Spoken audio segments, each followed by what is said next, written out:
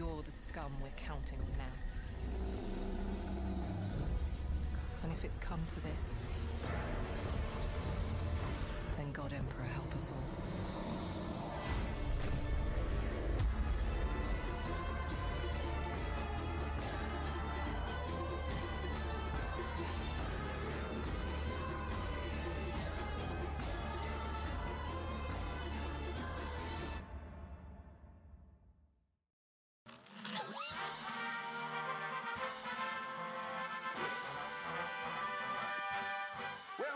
Looks like it's bon voyage to our old pals Cuphead, Bugman, and the lovely Miss Chalice. They're off on their next adventure, this time to the fabled DLC Island.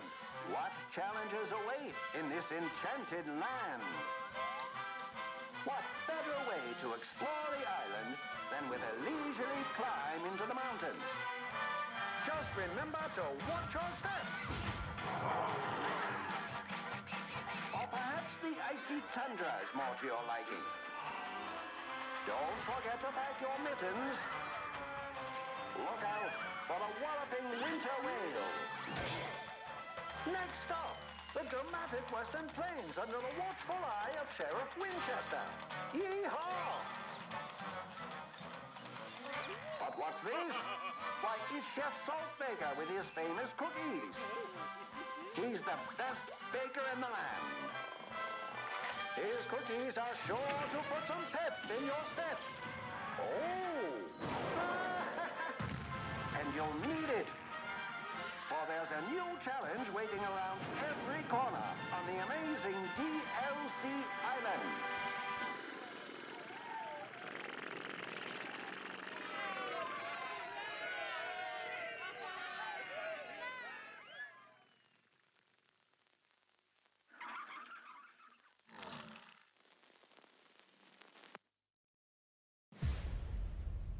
How long was I in that crypt? I know where the sun rises. No more than a few centuries. Centuries? And what of Lilith? Fallen by your hand. And I know where the sun sets. Until now. You were... missed. Whatever caretaker put you through back in the day did a real number on you. I know where the sun rises. We got a lot of work to do. I know where the sun sets.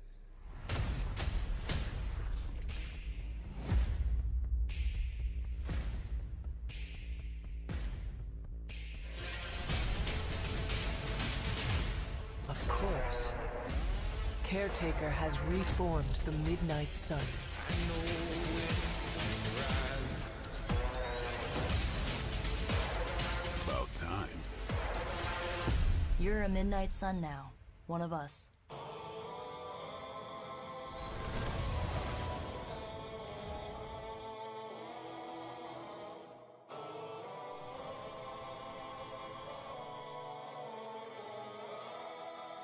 Let's go, bub. I know where the sun rises.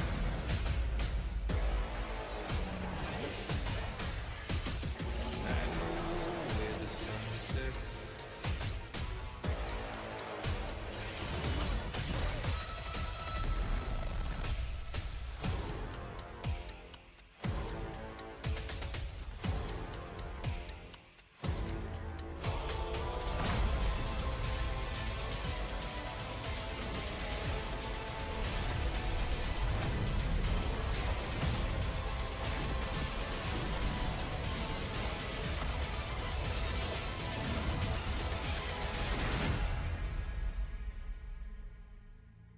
There's blood on the horizon, but I don't break a sweat.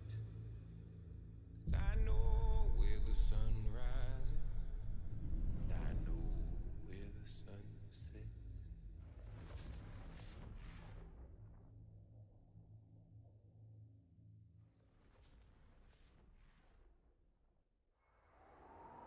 Let me guess.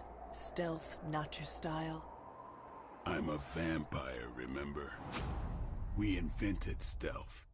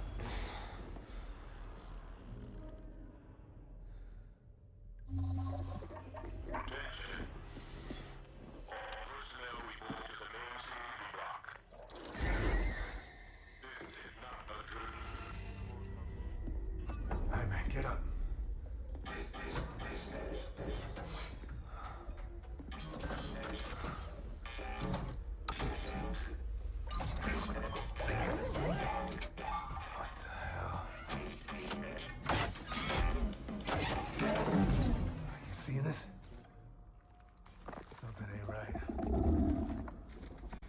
Please remain calm. There is nothing to fear.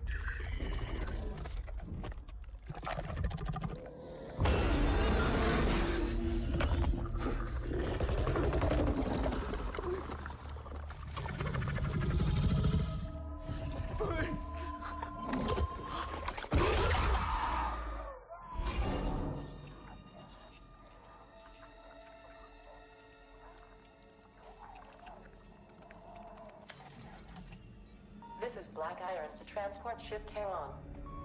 You are cleared for landing.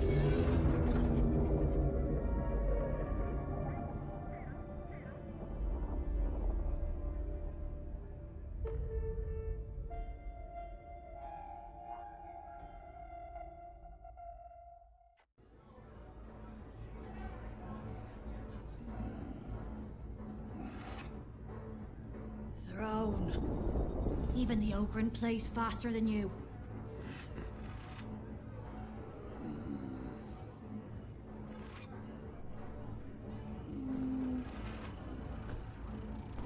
Oi!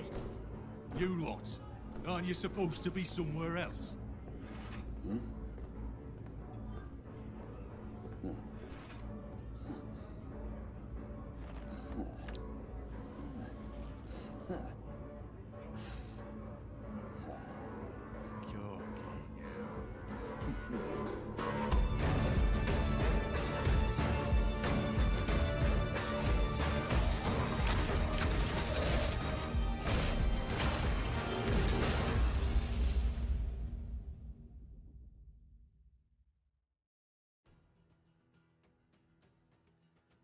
皆さんはじめまして。ワンピースオデッセイプロデューサーの鈴木です。本作のジャンルはワンピースでは久しぶりとなる JRPG でして、ワンピースのファンの方はもちろん JRPG が好きな方々にも楽しんでいただけるような麦わらの一味が織りなす壮大なドラマ体験をお届けできればと思っています。ワンピースの魅力の一つは間違いなく冒険要素があるかなと思っていましたので、やっぱかつてないほどワンピースの冒険を体験できる本格的な JRPG を開発するプロジェクトがあったらきっと面白い作品になるだろうなと考えて発足させたことがきっかけになります。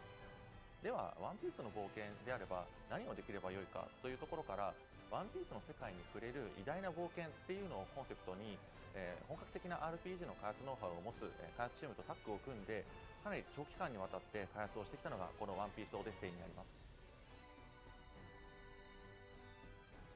先ほどもお伝えした通り、今回のプロジェクトではワンピースの世界に触れる偉大な冒険っていうのをちょっとコンセプトにしてまして、そのためにはやっぱりプレイヤーの方々が今回触れる場所っていうのを結構膨らませる必要がありましたし、可能な限り本物に近づけたいっていうやっぱり思いがありましたので、原作者である小田栄一郎先生にご相談をさせていただきまして、このゲームで描かれるワンピースの世界を彩るキャラクターやモンスターたちっていうのを今回描いていただきました。やはり本作の特徴は JRPG であることだと思います。今回やっぱワンピースの世界に触れる偉大な冒険を実現するために、ワンピースの世界を本作なりにかなり作り込みました。でそのために原作者である小田栄一郎先生にアートワークを描いていただいたり、そしてこれまで展開されてきた原作漫画やもちろんテレビアニメの設定をもとに、アートチームの方でもワンピースの世界を作り込むための多種多様な設定を制作しまして、それをゲームに落とし込んでいきました。その結果、リアリティを感じられるような冒険の舞台を準備できたかなというふうに思っています。そしてそのような冒険の舞台で麦わらの一味を使って RPG として様々な冒険を行えるゲームということが本作のやっぱり最大の魅力だと思います。もちろん冒険の舞台だけではなく、一味が今回紡ぐ物語やダンジョンの体験でしたり、また多種多様なクエストなど随所にワンピースの RPG だからこそできる体験っていうのを散りばめています。こちらは今後徐々にご紹介していければなというふうに思っています。今回公開させていただいた最新作ワンピースオデッセイは、これまでのワンピースゲームで類を見ないほど長期間にわたって丁寧に開発されたタイトルになっています。ですので、こんな本作の魅力を今後も皆様に徐々にお伝えできればと思ってますので、ぜひご期待ください。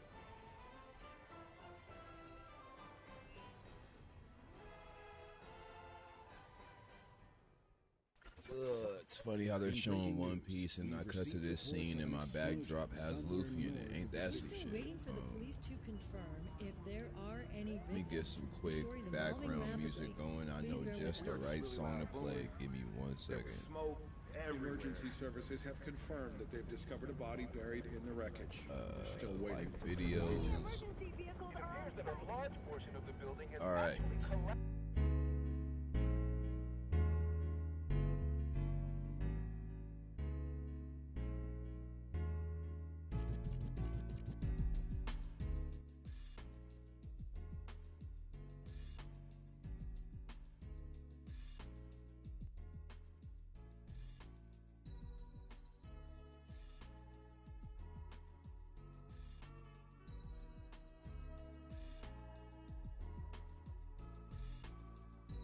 Oh man, I'm gonna be real. I was not planning on reacting to this live. I have forgot about it until yesterday afternoon. Somebody had reminded me and I was like, oh shit. But when I was thinking about it, I was like, most likely I'll just have it aired and I'll go back and rewatch the videos because I was pretty certain I was gonna be busy this morning. But it turns out I'm actually not, so here I am. But as far as like things looking forward to, if I'm being honest, I'm not really looking forward to anything. If I had to say one thing that would get me a little bit intrigued, surprisingly enough, I would want to see something from Nintendo. Cause ever since like Smash Bros ended, I haven't really touched my Switch like at all. Like I think the last game we had like a full playthrough and like actually enjoyed our time with was probably Metroid Dread. I think they just dropped Kirby, but it's like Kirby, I don't know how I'm feeling about that. So if they were to come out and announce like, I don't know, say anything regarding Metroid Prime, anything on like a new F-Zero or some, like that would be the one thing that would make me go, okay, like this was worth watching it live. But other than that, I don't really know anything I'm too necessarily excited for. But the one thing that did make me like go, maybe I should tune into it. I remembered that last time they freaking announced they showed the Elden Ring bullshit. So I'm like, okay, well if we got Elden Ring, you know, content last time, there might be something big here. So fingers crossed. You feel me?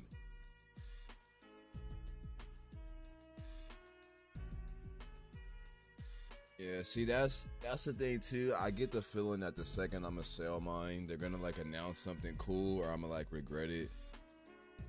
Which is, I've kind of felt that with a lot of things, cause you know, growing up, we never had the luxury of, you know, collecting shit. You know, we could, but usually when new shit came out, our best way of getting it and being able to afford it was to like, you know, sell the old shit, because we would always, you know, look at it, well, what would be the purpose of like going back to play it now? But me being older, I look back at all that shit and I regret it. Like I regret selling my GameCube. I regret giving a homie my PS2. I regret not giving a fuck about the N64, the Super Nintendo, because I would love to have all that shit here today.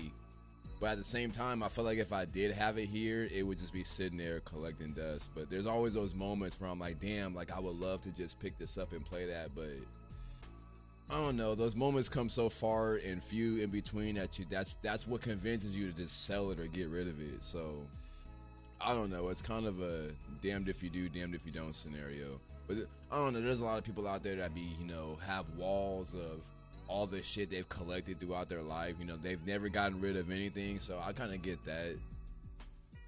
Shit like that is cool, but like I said, we didn't really have that luxury growing up. I feel like this light is like way too bright. I need to like tune it down some, or maybe just change the color entirely. Nah, I'm gonna keep it like that. But it actually starts in 6 minutes. I don't even know what have they announced recently, but they haven't like really shown footage on. I can't even really think of anything. My mind's drawing a blank.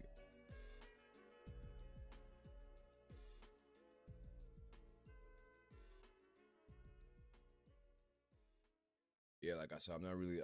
I don't.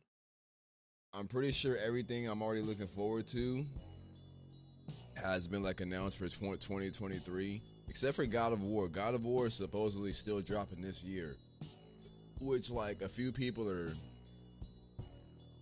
got the hiccups or something. A few people are calling cap on, but I believe, you know, Santa Monica Studios is competent enough to push their game out this year. But if they don't, I'm not really tripping because I don't have a PS5, so I'm not playing this shit this year anyway, even if it did come out. So, and I know damn well they're not dropping the PC version on release because Sony. So if anything, you know, I'll try to avoid spoilers for like a year, maybe 2, and then once they drop the PC version of God of War, I'll be on that. But that's most likely not gonna happen. And by the time I play the PC version, I'm gonna know the whole ending. Like, you know, freaking Kratos dies, Atreus becomes like a god or something. I don't fucking know. Hopefully it's not something that just completely ruins the game for me though. We're most likely gonna see some Call of Duty Modern Warfare 2 content now that they're showing that. We're probably also gonna. Well, what are we guaranteed to see here? Call of Duty is one. They're probably gonna show some Street Fighter gameplay, since they just. Well, no. They're probably gonna save that for the Capcom event, so not that. I don't know, bro. Let me shut up. We got 4 minutes left. Let me just quit my speculating, but been playing a lot of Final Fantasy VII Remake. Like I said, I already did a full playthrough on the channel, so I don't really feel too entitled to stream that game. So the past few days, I've just been working, and once I get home, I'm just like, bro, I just want to cut on the sticks, cut on some Yu Yu Hakusho, and just relax, bro. I've been slowly catching up on that show, you know. I'm getting into it, like, but I'm not too far in. Like, I just reached the episode where he beats the dude with the third eye, and then, like, I'm on, like, I think I'm like 2 episodes after that. But this shit is getting cool.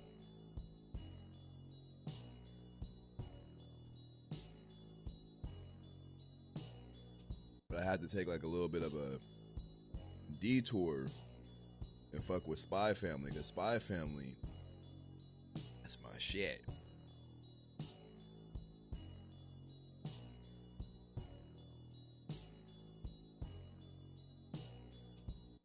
Oh, speaking of Street Fighter, they're actually showing it right here. So,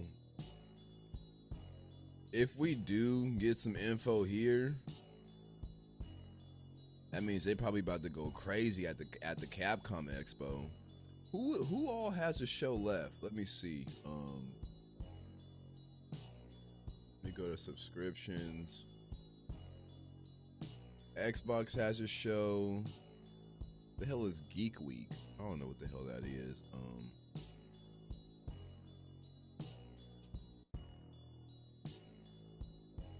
Yeah, all I see is Geek Week and Xbox.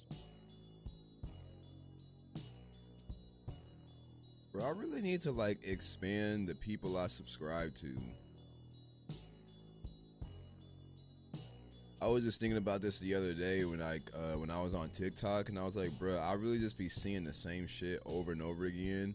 And there's probably so much content out there that is like I'm not even seeing that I could probably, expand upon if I just stop being so freaking narrow-minded and tunnel vision to the things I'm, subscribed to. Yeah, I don't really. Only thing I see is I know Capcom has a show. Let me see. Let me go to IGN's channel and see what they have for upcoming live streams.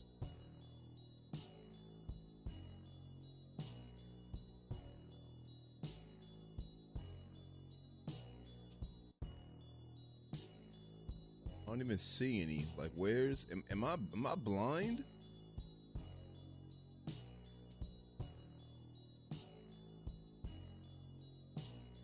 Yeah, I don't know. I guess we'll find out in due time. But ladies and gentlemen, we are 40 seconds away. Why is my shit grayed out?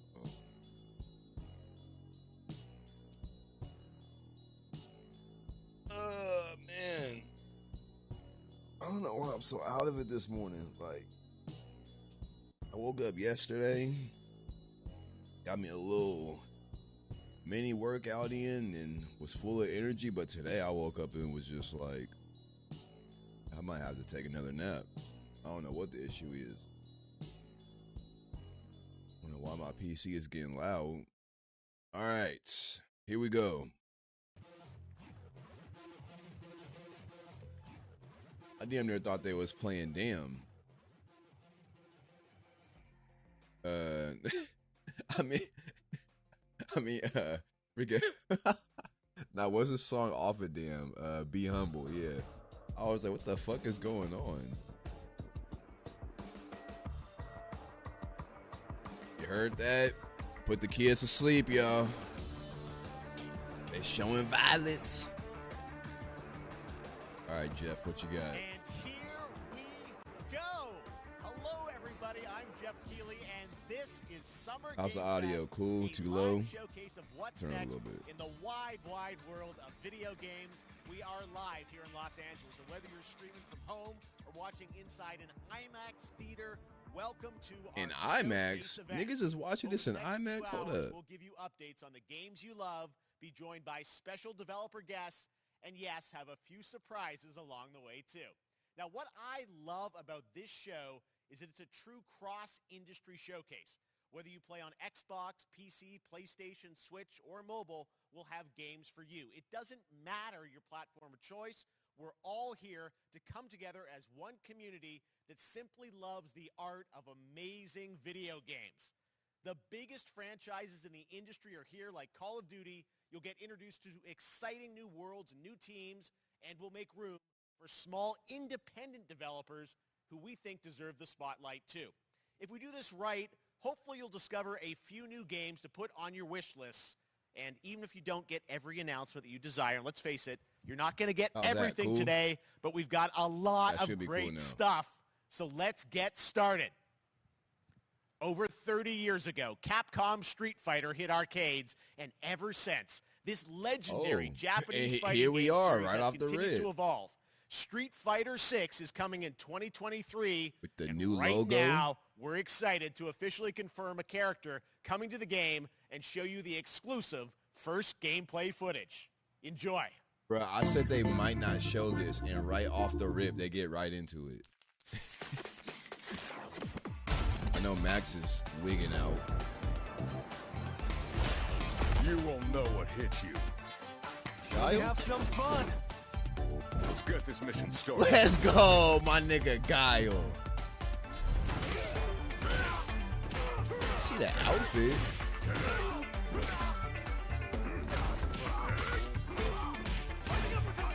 These animations look crazy. This will be a good fight. Got you in my sights. Yeah, unfortunately, y'all, I can't watch the Twitch version that has a better bit rate. While I'm live streaming, Twitch just doesn't work. I don't know why. Neutralized.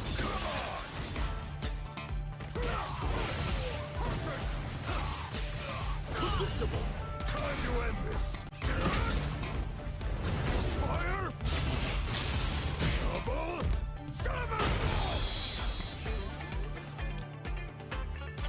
I'm just on another level. Yeah, we own this. We definitely own this. Oh me.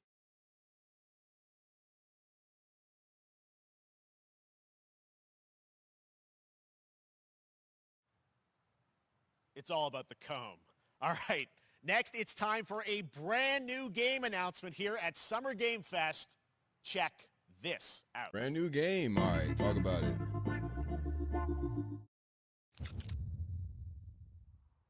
New IP, or is it like something we know about?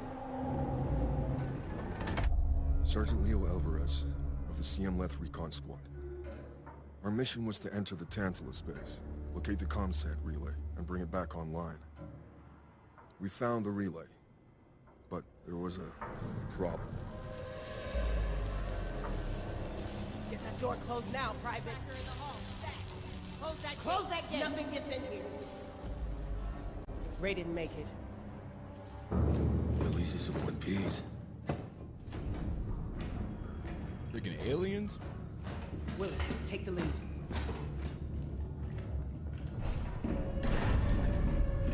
Some alien-like. Oh, this ain't good.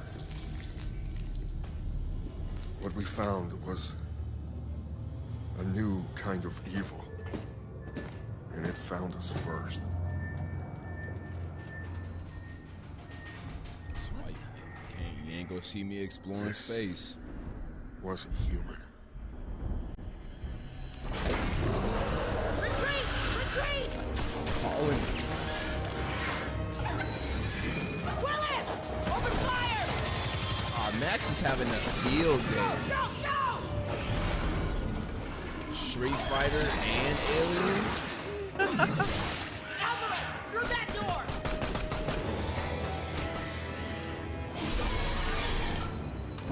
Hold that door, Sergeant! Son of a...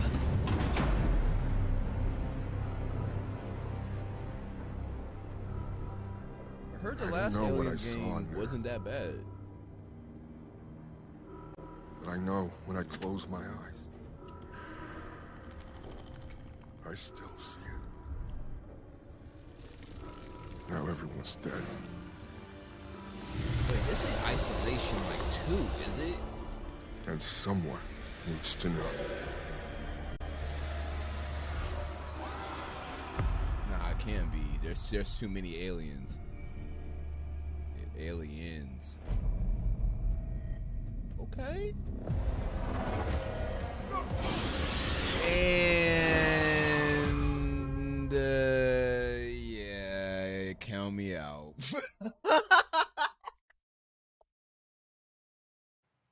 That was Aliens Dark Descent. Oh, and it's you coming in fucking 2023 to ruined console it. and PC. I mean, Next, somebody's 2 years excited. ago at the Game Awards, we revealed the Callisto Protocol from the creative forces behind the Dead Space franchise. Today, I am thrilled to get to show you the first raw gameplay. Somebody out there is alongside its hype. creator, Glenn Schofield. Fuck it. But first, here's the quote-unquote Schofield cut of the brand new trailer with a little more gore. Oh man, that was a low blow. Fucking RTS strategy game.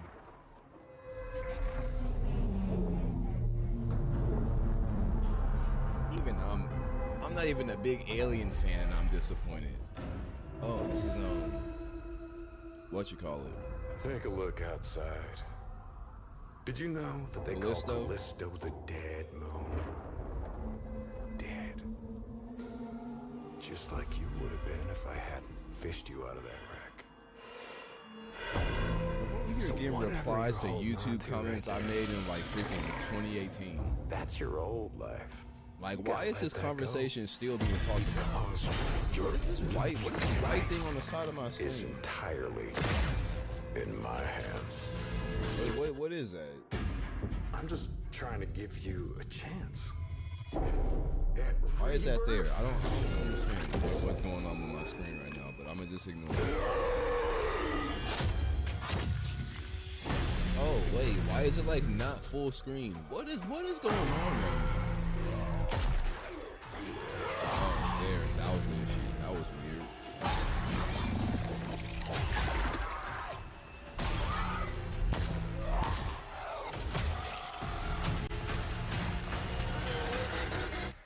I mean, it's literally the same exact trailer.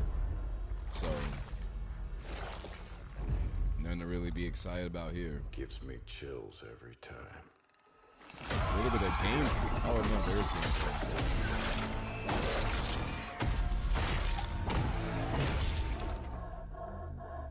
I mean, like,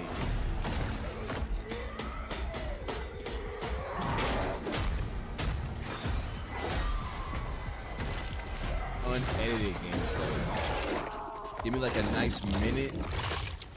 Hell, even 30 seconds is just, unedited gameplay. God damn! To your new home. Nah, they didn't show that in the last trailer. I would have remembered that. That shit looked way more gruesome. This the rated R version.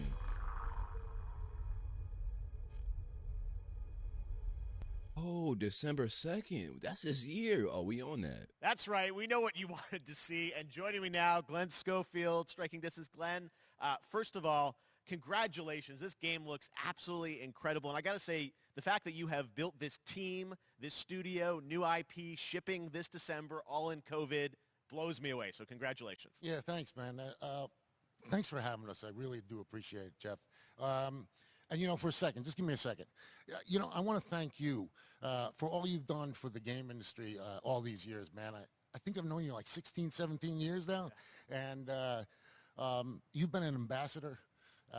You've amplified new games, new studios, and I just wanted to thank you. I really do appreciate it. It's not about me, it's about you guys. Yeah, I know. I appreciate that. Thank you so much. And yeah, it's so fun to do these shows and to show this game. So people saw the trailer, but what I'm so excited today is that you just brought a raw gameplay sequence. This game is in development, and people are going to be blown away, I think, when they see it. But tell us a bit about what are we going to see today? Yeah, we got a couple minutes of, like you said, like raw gameplay. It's 2 segments in the first half of the game. It's not just... One is a med bay. Holla at your boy! And you're going to see some new enemies, some brutality, some just about everything. We're showcasing a new weapon called the Grip. Wait, It's hold up, gravity Chad. gun, but it picks Am up I the manifesting enemies, some and it shows weird it type with of the giant energy? Because fans, it everything rips I'm them kind of apart. It's saying great. is kind of just And, happening. And then check out the nice ending we have, where we we usually will kill our main character Jacob, and in a very unique way. And just for a second, I want to thank the team, man. Like you said, through COVID, through everything else, the dedication, the hard work, you guys are amazing. Thank you very much. Well, Glenn, I got to say, again, what you guys are shipping this year, this looks like a world-class next-gen game. It's rare that teams are bringing something out like this year, and let's let the footage speak for itself. Glenn Schofield, Striking Distance. Here it is, the first gameplay of the Callisto Protocol. Okay, talk about it. I literally just said, give us a few minutes of unedited gameplay. What do they do? Give us a few minutes of unedited gameplay.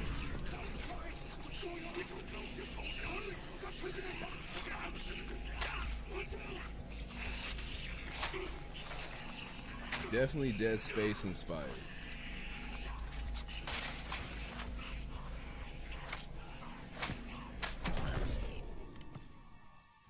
I'm getting like Dead Space mixed with like Prey. A little bit of like the Surge vibes too.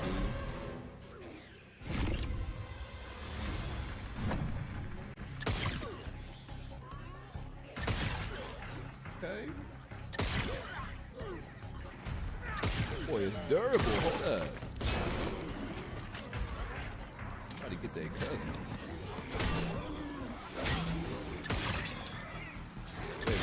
Wait, what was that transition? I don't know about that one. They said game is in development.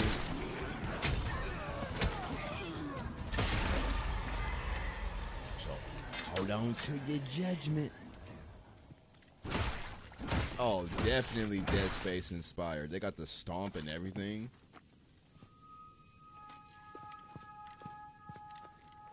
Now, it's gonna look terrible if the Dead Space remake comes out and it just makes this game look bad. Or if this game looks better than Dead Space remake, then damn, that's like...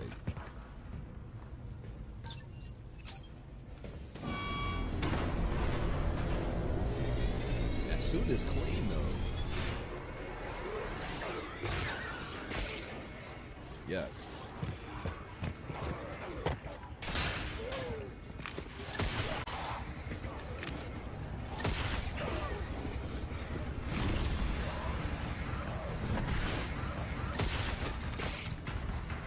But look, I'm so desperate for a new game, I'm gonna just cop this off the rip.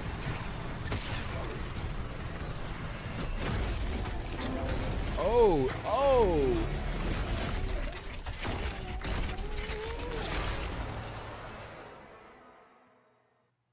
Oh my God. That just happened. All right, moving on. I don't know if I needed This to see October, that. Call of Duty Modern Warfare 2 arrives. Infinity Ward is And once here we again go. returning to its roots for a modern-day action game, and today we're about to show you the world premiere of its gameplay with a level playthrough. To tell us more, let's head to the port of Long Beach to check in with Johanna Ferris, the head of Call of Duty.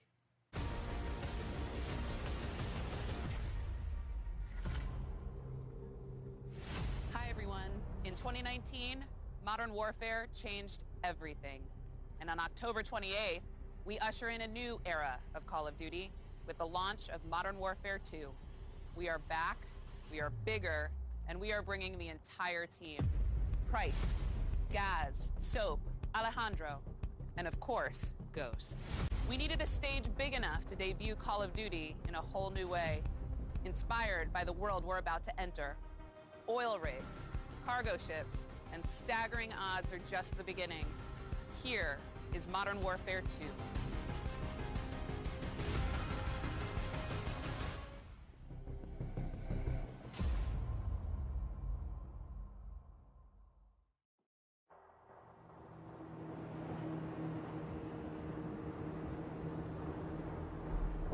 Eyes in the ring. Alright, that's our target. Shadows 1 and 2. Push to your hook points. Let's invite ourselves in. All station ship is visual. Copy. Press for assault. Stay on top. Damn it, man! I hate. Forward, clear. My bad. Hold up. I'm trying to pay attention to the show, but people over here want to text me and shit. Actual, we're set. Copy. Get to work.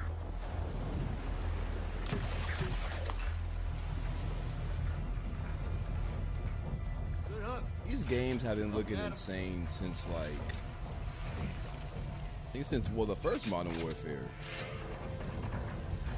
All shadows, the I mean, like Call of Duty has always been known for like good graphics, but the Modern Warfare engine was like whoa. Got 3 HQ and turbo. 2-1, making entry. But what bugs me about Call of Duty games is that they only look this good in the campaign. When you go play online and multiplayer, it looks like the same fucking game, but just a little bit more polished. The only time it looks like, whoa, this game looks super real is like, you know, the story. Rim clear. Coming out.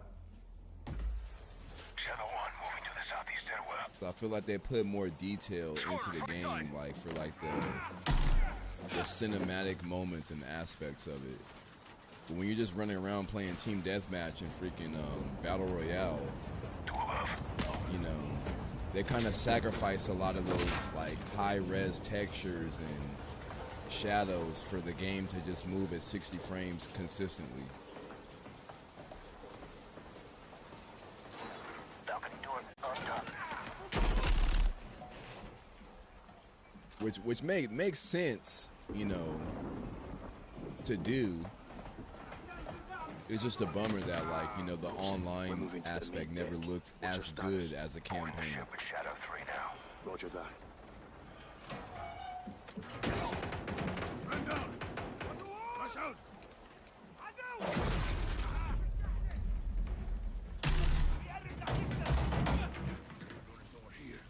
We need to move fast. All shadows, force out. I want eyes on that container now. 2 copies, moving. We gotta roll.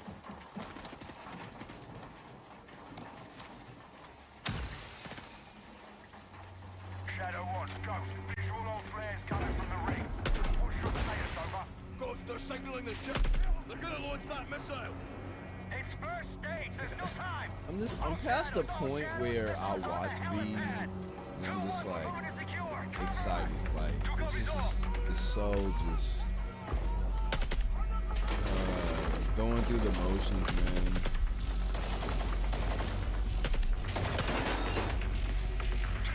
Like how many games in a row can you do this? And like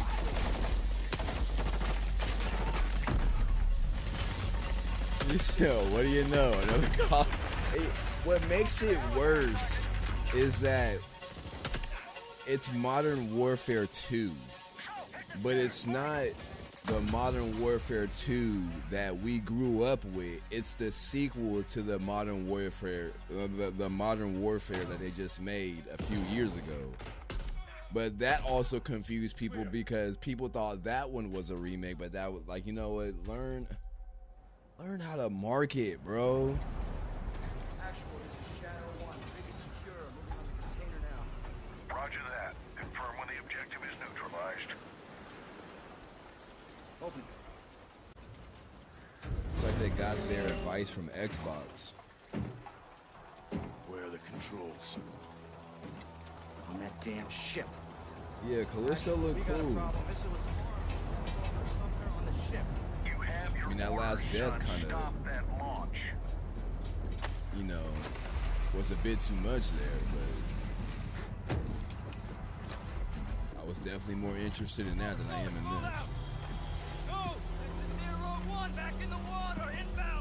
this.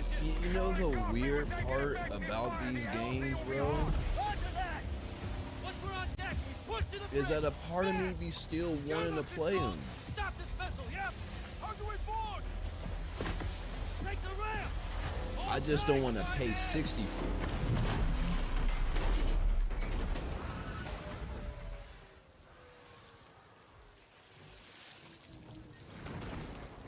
Let's have ourselves a gunfight.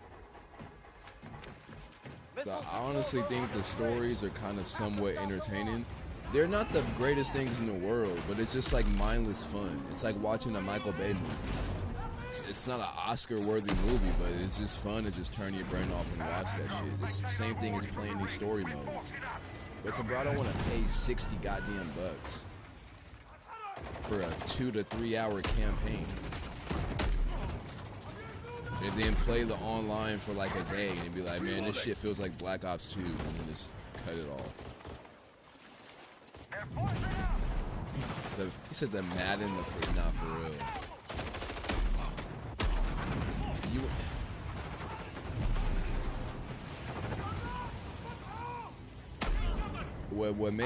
What makes this even more sad is that Battlefield fell off, bro. Like it was at least cool. Like it was hype as fuck during the moments where like Call of Duty would come out with some heat, then we'd be like, all right, what does Battlefield have? Battlefield come out with some heat, and be like, all right, what y'all gonna do next year? Then Call of Duty. But now it's just like, keep it real, both the games low-key washed the fuck up.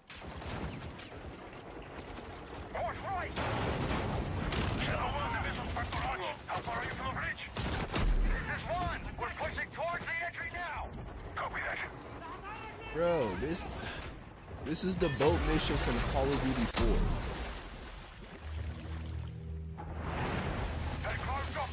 4. Like, I remember ditching my sophomore class to come and play this shit. Check it. Controls are internal. And it's 2022, and we still on this shit. Shadow 1 going explosive on bridge entry. 3, 2, 1, execute.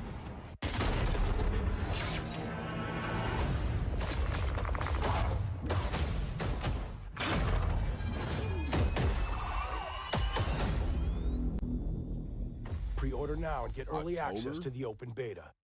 It's usually November. All right. That's what we're talking about. And joining us now, up from Long Beach, Johanna, great to see you. How's everything? It's great. Thanks. Great to have you with us, and also Jeff from Infinity Ward. So we saw the first gameplay. Thanks for that extended sequence. Looks incredible. Jeff, tell us a bit about that mission. Era. Where is that set in the game? What are we seeing there?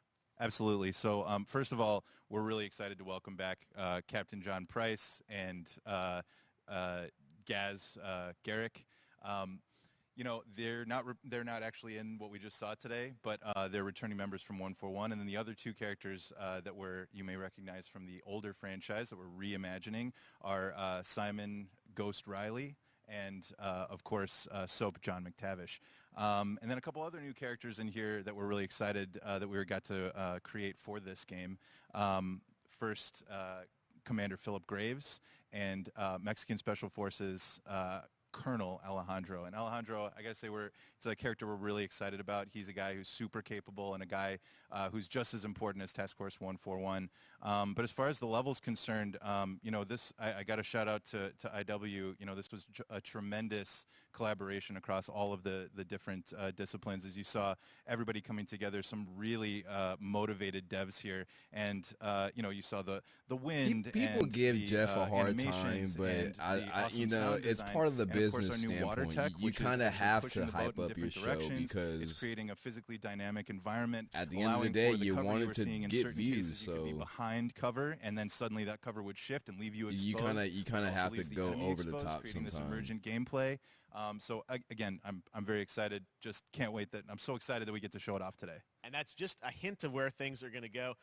Johanna, tell us a bit about Call of Duty overall. Modern Warfare 2, obviously, we're so excited that it's back this year, but you've got lots going on across Call of Duty. What can we expect from you guys this year? Yeah, we, first of all, thanks for having us here. We're just so excited for October 28th. It's such a big moment, not just for Modern Warfare 2 and everything that Jeff and the team at Infinity Ward have built, but it really marks the step change, what we're calling a transformational moment for the entire franchise. You're going to see incredible rendering, incredible graphics, all the things just within the game itself, built all on one shared engine. I'm thinking now, of something, but I don't want to across say Warzone it. and Modern Warfare 2 going forward.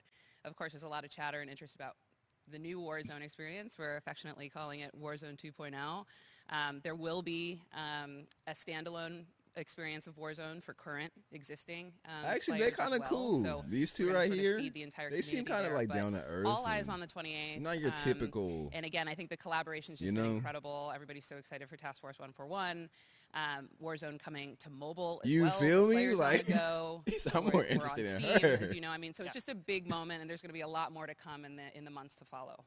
Well, hey, before we nice leave, little we got to ask a little caramel. bit I about see Warzone you. 2. I know we just, we're shut showing up. gameplay here on this, but can you tell us anything? There was a little bit. It seems like there was a little bit of a tease maybe in the trailer. The yesterday. overall. Yeah, when we're seeing that from the community, we love when the fans can pick up some things, some chatter about maybe seeing high-rise and other elements. But we will get into the details of Warzone 2.0 for sure. It will be an extension of the Modern Warfare 2 universe. Yeah. So all the more reason why we think this game, this moment is such an important title for all of us looking ahead. And like we said, we're having a bold vision around the entire future for the franchise. So we're in position. We're really excited. All right, well, we're looking forward to October. Thanks so That much. dude for on the giving us a right first got the look at vape gameplay, cards. Call of Duty, Modern Warfare 2. The Thanks, dude on Johanna. the right looked like. All right, well, we've got lots more Summer Game Fest still to go, and now it's time to announce a classic stun double PC for gaming Bam franchise Margera. is coming back with a sequel over 30 years after its first release. I loved this game when I was growing up, so I'm honored to share this very first look. Does nobody want to see no fucking Tetris 2?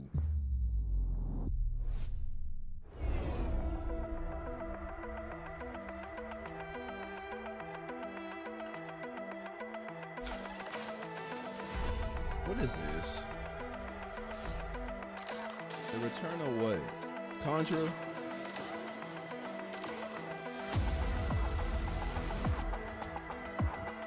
This don't look like anything familiar.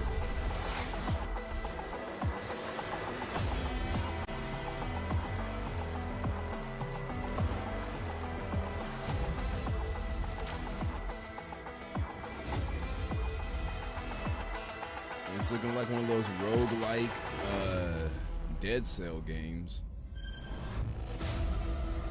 Flash. You lost me. You hella lost me. I mean, maybe that's something you know about, Dash. I don't know nothing about that. Back in 2017, we announced Witchfire at the Game Awards. Almost 5 years later, I am so excited that the team at the Astronauts in Poland has put together an in-depth look at the gameplay of this dark fantasy first-person shooter, which will enter early access soon. I am so excited Okay, to we play get this. much I bet you higher. will be too after you see this. Premiere. Elder Scrolls 8.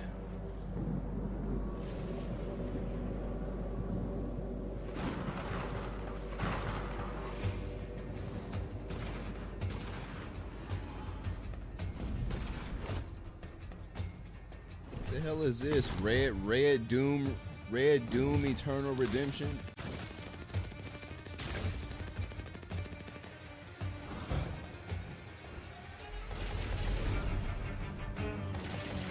On me, that's what this is. Hold up.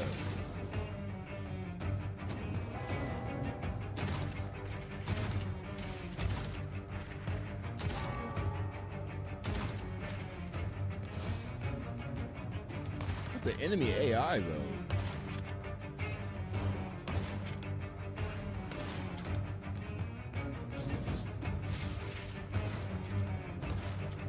Like, am I tripping, or do it look like things are just standing around waiting to be shot?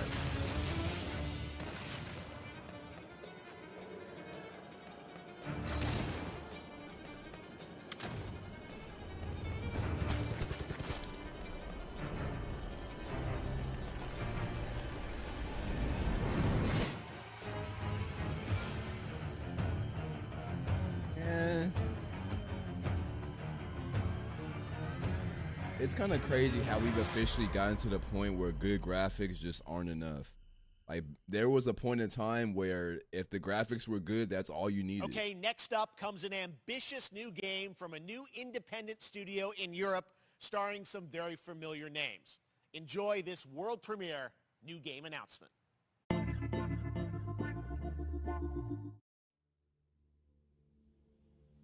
Officer Taylor, Medlog. Yeah, it's too easy for games to look good. It's like, nah, bro. Like, Unreal Engine 5 is out. You can literally shit out a good looking game. It's still shit.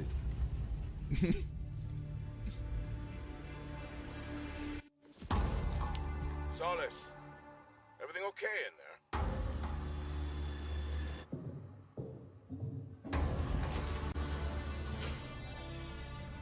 The prime example of that, you ever see all those small horror games that are like on itch.io that like Dashi and Corey Kenshin play? And like the people who made them, they always make them like an hour long or an hour too long. It's like a little jump scare simulator. But the graphics always look fucking insane. But it's always just a shitty ass little small whatever. Something's going on here. And I need to find out what it is. I think they make those in Unity. Like, it's easy to make a good looking game in Unity.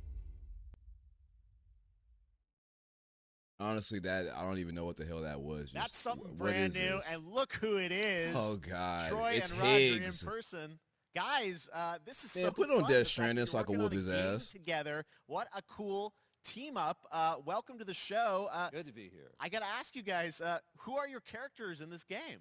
Well, I get to play a character named Wyatt Taylor, who's a medical officer who's stationed at this base, Fort Solis.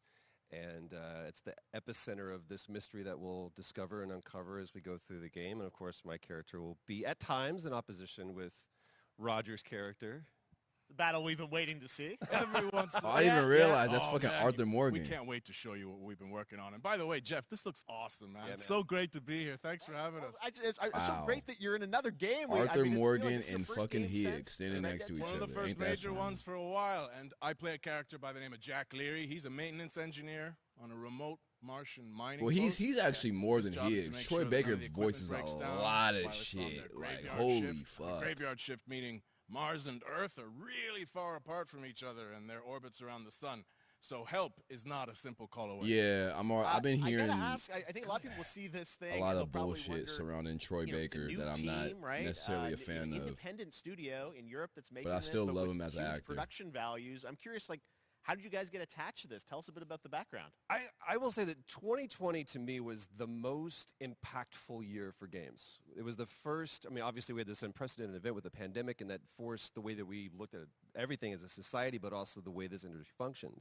But it was also brand new consoles. We had more tools that were being made available that were leveling the playing field between my favorite voice actor and the guy who does the voice of. And so, just like anybody Travis else, we got Touchdown out, and James Kaz Tisdale Miller. with this Like, brand those new two are my studio, said, favorite "We'd like video for you game to, voice actors." consider being a part of this game," and he walked me through a very brief description of what the experience was going to be like. And in the very beginning, he said, we want this to feel, it's a tight thriller. We want it to feel like Dead Space meets Duncan Jones' Moon. And I was like, sign me up.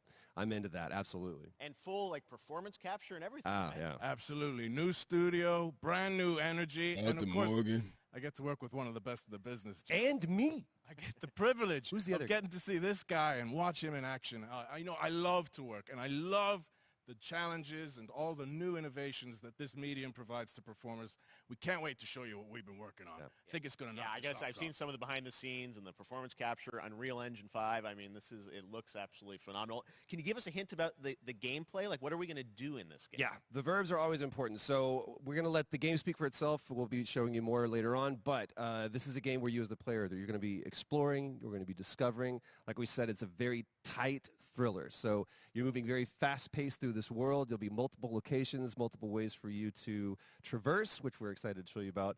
And then the narrative is a huge element to this. They didn't waste hairstyle is crazy. Resources on the performance. It's like for sure. normal up I gotta top, tell one but the quick back story, is like if I can. whoosh back. It was one of our favorite moments. There is a lot of action in this game, and that was at the forefront of this. And to speak to the performance capture aspect, we brought in an incredible, I got to give him a shout out to Nathaniel, our When stunt I was coordinator, young, who walked us through and really approached used us to in a quote completely different way than unquote anything I've want ever done white before. He people says, hair. I want to know the story of this fight. And I used to so be like, Roger man, and I I hate- sat down. I We hate said, how these are my our hair characters is. are, and he goes, give me 1 hour, and And I you will know come what's back funny? to you with the story of this fight. And after an hour, he comes to us and he goes, it was like a recovery program. It was 12 steps.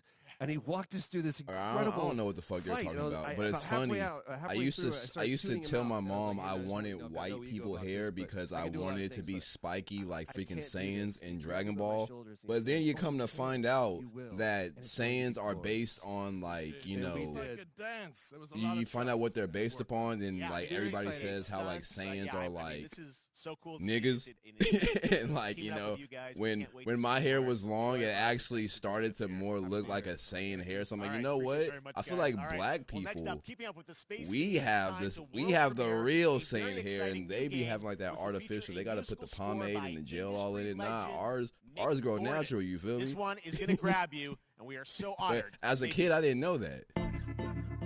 I was naive. You feel me?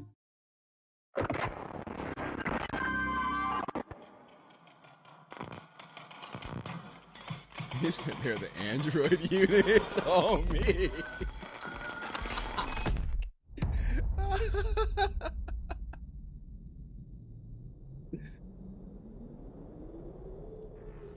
What is this, back rooms?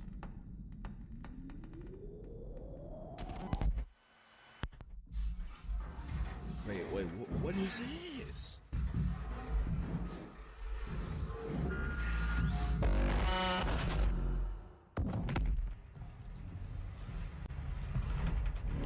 Frame rate looking kind of nice.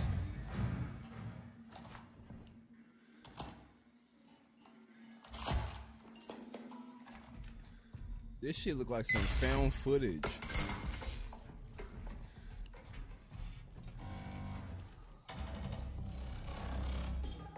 Bro, is this freaking Five Nights at...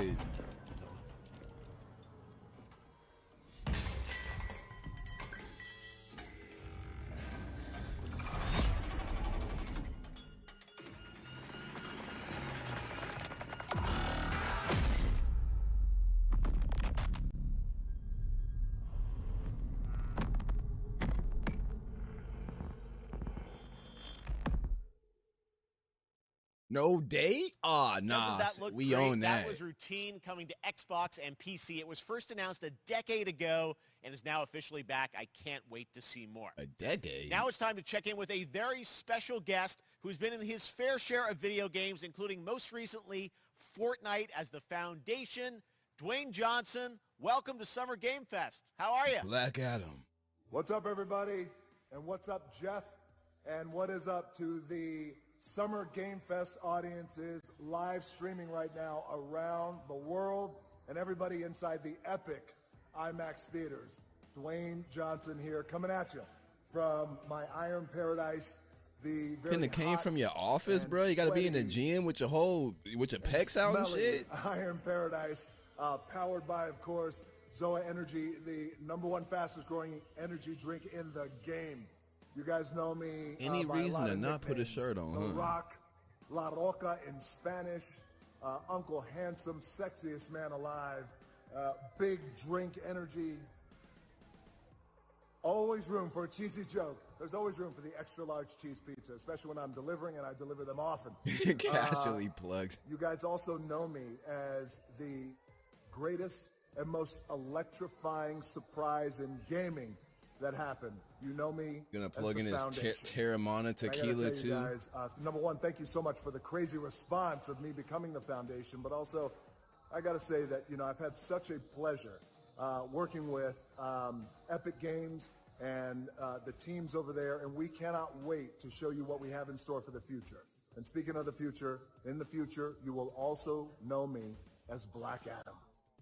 Black Adam, as millions of you know, around the He world, plugging know the Black Adam everything. mythology. This is his whole He is catalog. ruthless, he is unstoppable. And for those who don't, I always like to say a quick tutorial is this. Black Adam has the powers of Superman, but the only difference, well, there's a few differences, but one of the biggest differences is Superman's weakness is magic, and Black Adam's, one of his superpowers is magic. So you do the math.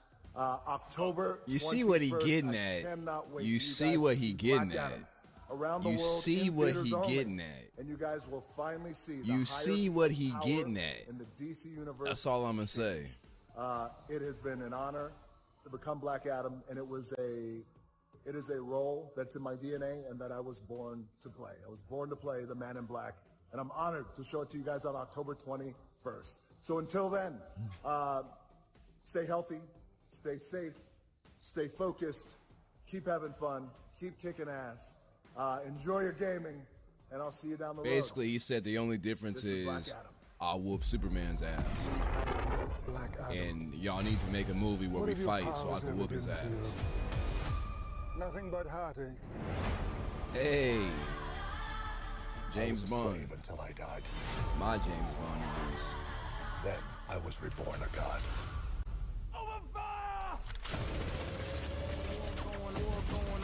It's actually my first time seeing this. I kneel before no one. You can be the destroyer. And of this copyright world, claim. or you can be its savior. Yep. Delete divide.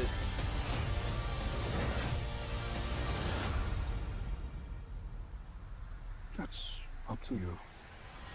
Behind you! Did he just catch a rocket? He got a rocket. Bro, I'm like, Alex, can we get a R-rated DC live-action movie? We got him in the animated world. We just need the live action. Enough of this fucking PG-13 shit.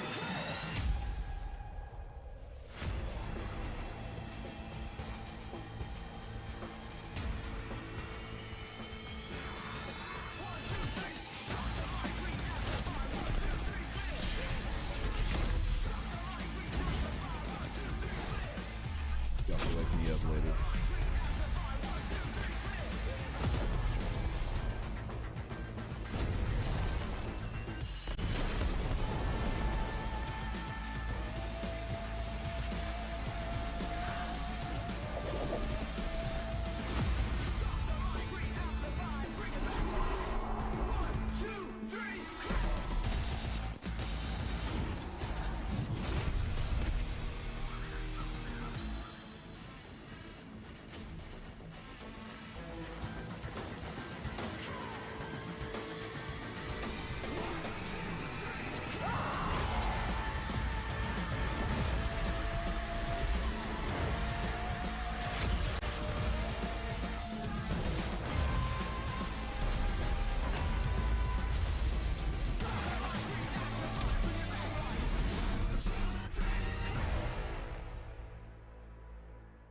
You know what's funny? I had my eyes closed the whole time, but based off the music that was playing, I could still tell what the fuck was happening in that trailer. This shit is getting too generic, bro. I'm done. Oh.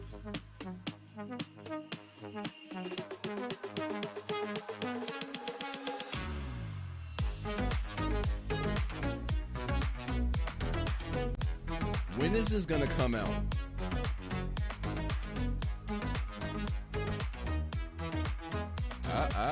There you go, Dash. Is that?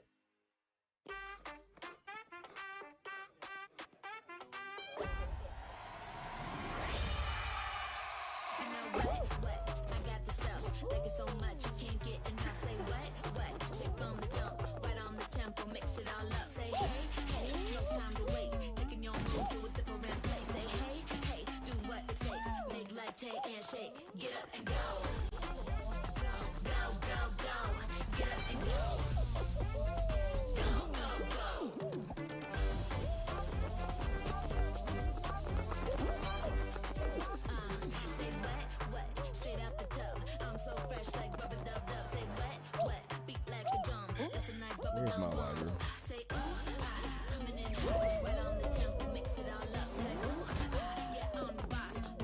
He said that was the direct. Hey guys, remember the stuff we announced? It's still coming. Thank you. Have a good day.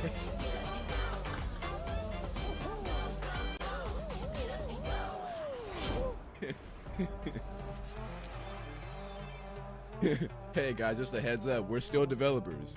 Thank you. That was Have a good day. so fun to see Courage and Ray in that Fall Guys piece, and you can play and download Fall Guys for free starting June 21st across all platforms, including Nintendo Switch, Xbox, PC, and PlayStation. All right, back to another new game announcement. We're going to announce a brand new game and universe from a new team of legendary developers. Check this out. You said, how you speed run a direct?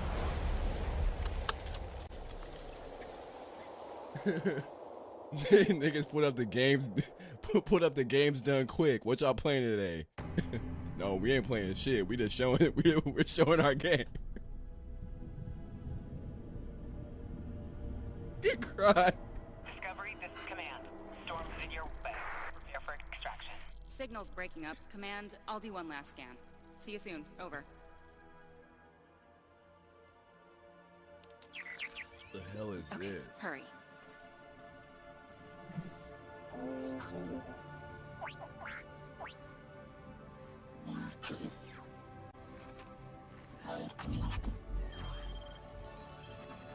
Now we're talking.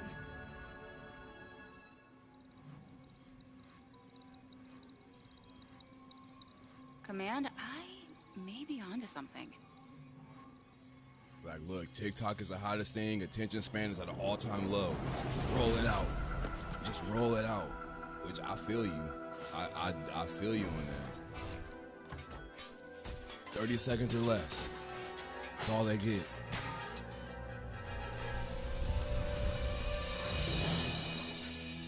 I have it, Command. Repeat, I have it. The hell Mission is this? Accomplished. Record 2?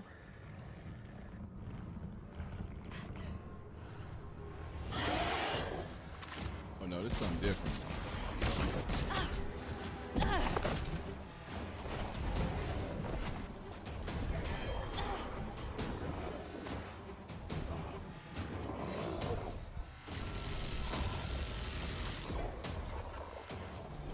Hang tight, Doc. I've got this.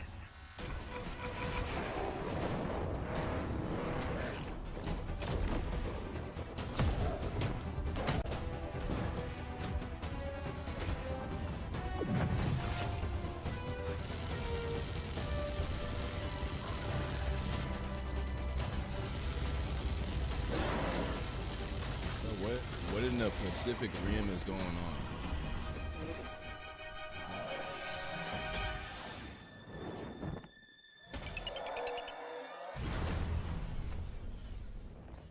Glad you could make it. We gotta move. Now. There's a storm coming.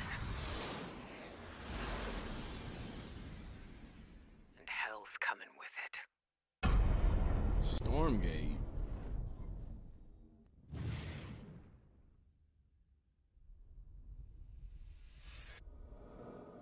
I ain't registering for shit.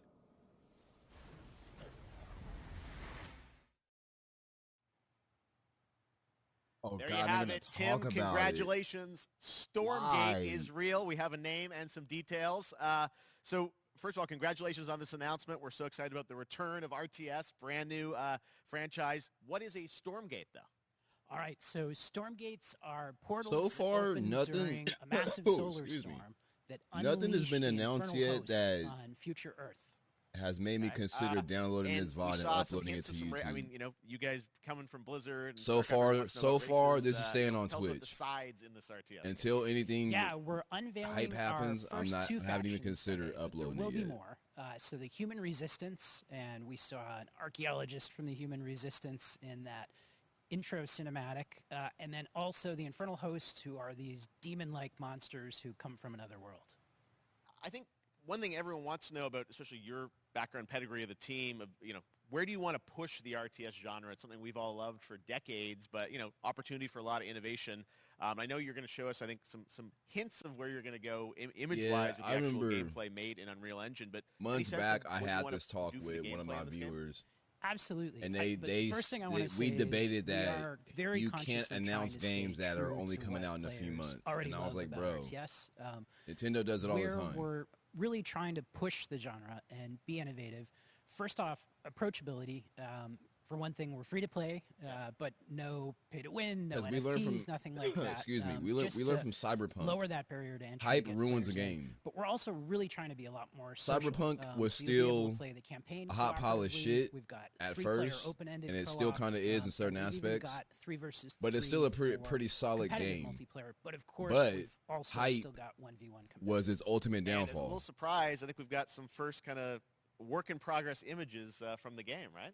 Yeah, these are still very much still being worked on, but some shots of actual assets that we're building in Unreal Engine 5. Wow. Well, I love it. And 2023, you said, for the beta, so people can sign up now, get ready. And I'm just so thrilled that there is a brand new RTS franchise coming from you guys and your background and what you did, you know, at Blizzard and StarCraft. We're so excited about this team, Frost Giant. Thank you so much for giving us your announcement today on Summer Game Fest. Thank you so much for having us here. Really grateful. Awesome. All right, Frost Giant, Stormgate, keep an eye out for it. Now it's time for another indie game announcement that I'm excited to share with you. Highwater. Check this one out. Good morning, Highwater dwellers. Highwater Pirate Radio keeping you in the know with our flow. Alphaville authorities continue to deny false rumors that Alphaville elites are planning to evacuate to Mars. True or not, the one thing we Okay, can't so deny while they're talking is about that the some world bullshit, ended I'm gonna talk on a about some sunny day. bullshit. But a good example I saw last night was this dude I watch in stream, Joe Ico. He was playing Breath of the Wild, and he like consistently tries to push himself through that game, but he just came to the conclusion that he just couldn't enjoy it. But I think it's because himself and a lot of other people go into Breath of the Wild with this assumption that it's going to be this grand, amazing, spectacular game, which it can be at times, but people hype it up to be that. But a lot of people who go into it expecting that, they get turned off when they find out that the game has a lot of you just lolling around and just figuring out what to do and kind of being lost. And when they get hit with that realization, they're just like, well, this game kind of sucks because I expected it to be something crazy, but it's just something that I'm having a hard time figuring out what the fuck to do.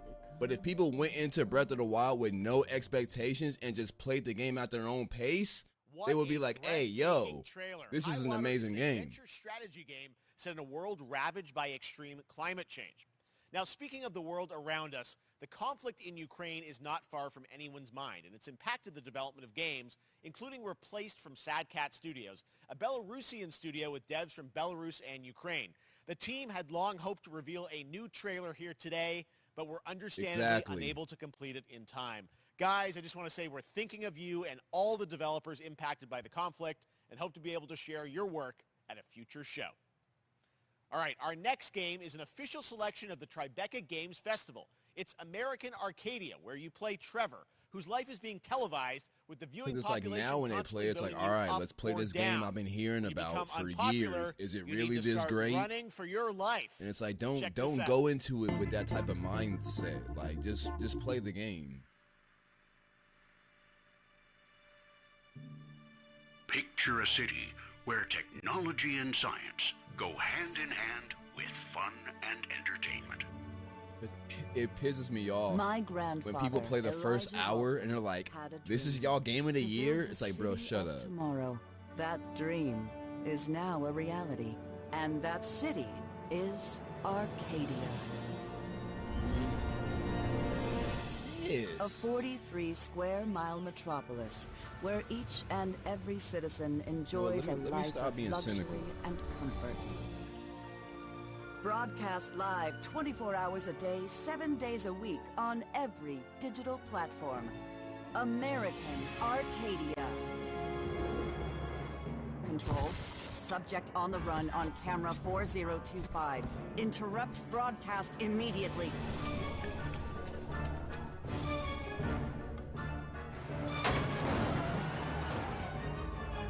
What is this, freaking Monkey's Island meets We Happy Few? Listen to me. We can't allow Trevor Hills to escape under any circumstances. Trevor. Trevor, can you hear me? Be careful and don't make a sound. Don't worry. Yeah, it's a game that it takes a going to while get for it you to out of there. click. But when people go into it with, hype, they're not willing to wait for it to click. They want it to click immediately. Apparently, we've made it to the beach. Next up is a sequel we've all been anticipating for a long time. There's Trouble in Paradise, and watch out. You don't want to get bitten. After many years of rumors, we finally get an update on this much anticipated sequel. It's one of the biggest issues with From Software games. People jump into it and they don't click immediately with it. It's like, bro, sometimes From Software games don't click until New Game Plus.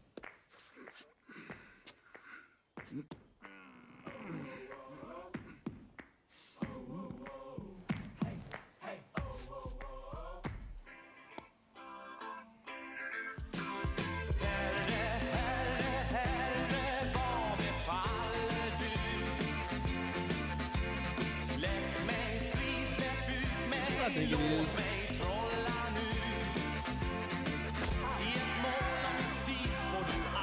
No, definitely.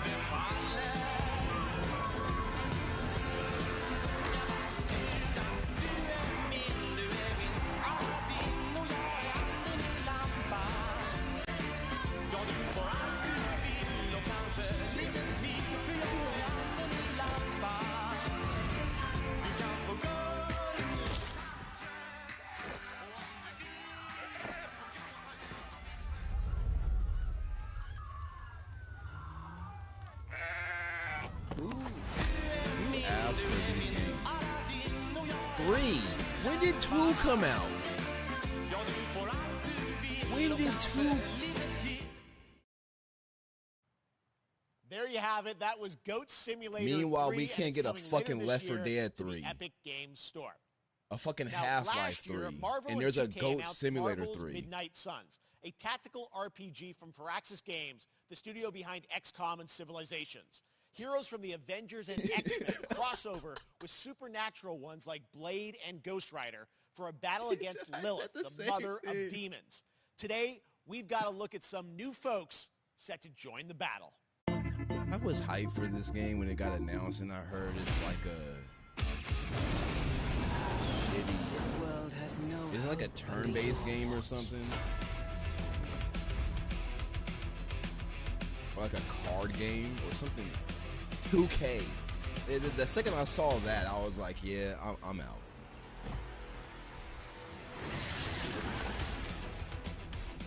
You know, I downloaded BioShock from the Epic Games launcher, and when you open it, it makes you open the 2K launcher? Yuck, bro. Can we stop that?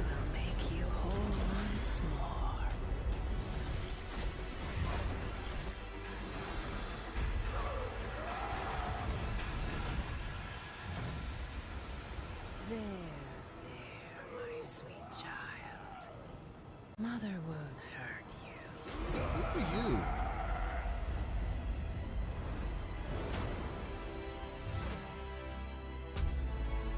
Typical Parker luck. I'm gonna need some backup.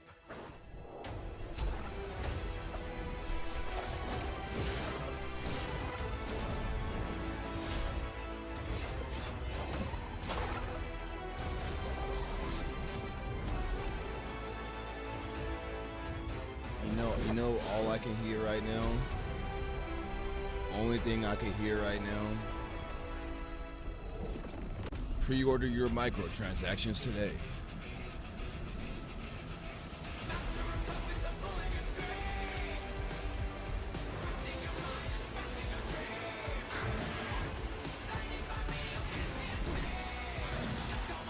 Hey, Venom?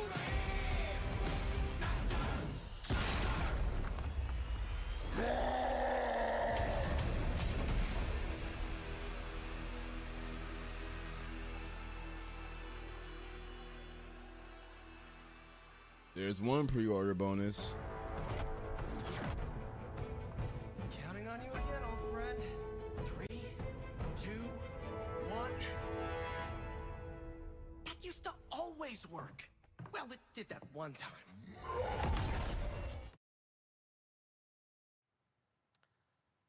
That was Midnight Suns, and now we're moving on to the wonderful world of Cuphead, the delicious last Heck, course. you know what? And can you I look-y believe wanna it? see We're this. only a couple weeks away from playing the delicious last course DLC. You see how they did that for Cuphead? Joining me now is Maya Moldenhauer from Studio MDHR. So first of all, Maya, it's really coming? It's really coming June 30th on all major platforms. We are thrilled.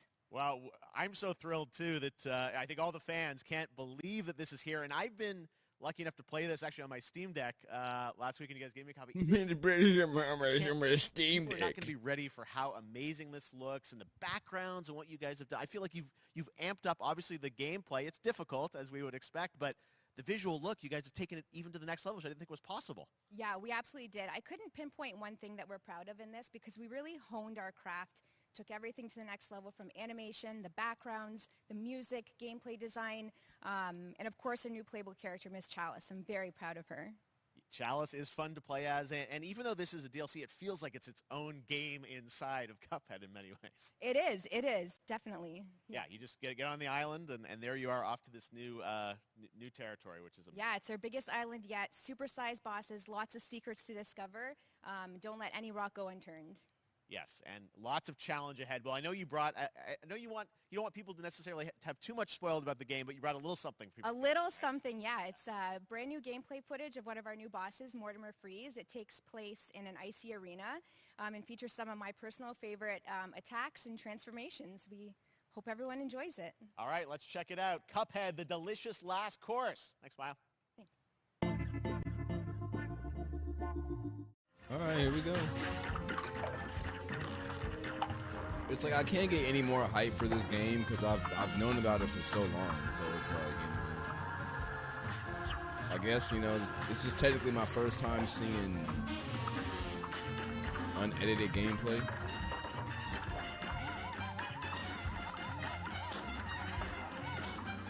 Oh God, I'm getting PTSD.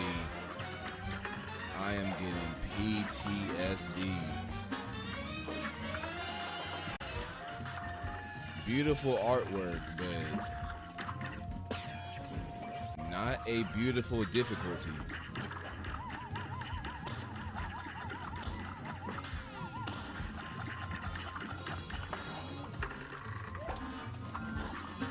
Oh fuck! What were some of the hardest bosses? The genie on the first run. Holy fuck! The green dragon was a bitch. Now, if you want even more Cuphead, and who doesn't, tomorrow we will show you an exclusive look What else at was there? Season 2 of the Cuphead Show when I co-host Netflix's The Beehive, Geek Week, fuck. which will include new show and game announcements. It streams at 10 a.m. Pacific, 1 p.m. Eastern. And that's not all. There's more Summer Game Fest all weekend long. Coming up next is the Day of the Devs Indie Showcase with I Am 8-Bit and Double Fine, then Devolver's Marketing Countdown to Marketing. Tomorrow after Geek Week, there is the Epic Games Store Showcase at 11 a.m. Pacific, 2 p.m. Eastern, with news on Rocket League and the Tribeca Games Showcase. Maybe they can don't miss explain Xbox and the Bethesda 2K Game Showcase bullshit. with a look at the future of Xbox and Game Pass. Why when I buy a game Now on we have Epic some Games exciting Store, do I news gotta for open the Nintendo Switch 2K and launcher PC as well? fans about Explain Neon White, that. a game where you play an assassin from hell who slays demons for the chance to ascend to heaven. Actually, Steam do it too. Why when I buy Red Dead Redemption on Steam, it has to open the Rockstar game launcher? What the fuck? Just tell me to go buy it on the Rockstar game launcher. We're called Neons. Sinners plucked from hell to do God's dirty work. But I'm finding it hard to believe we're in heaven. I know that voice. I don't know where it's from, but I know it.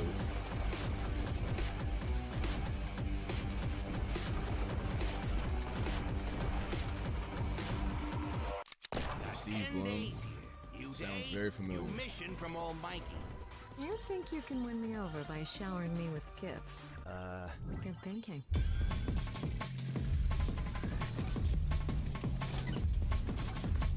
Art style looks fire. Gameplay, questionable.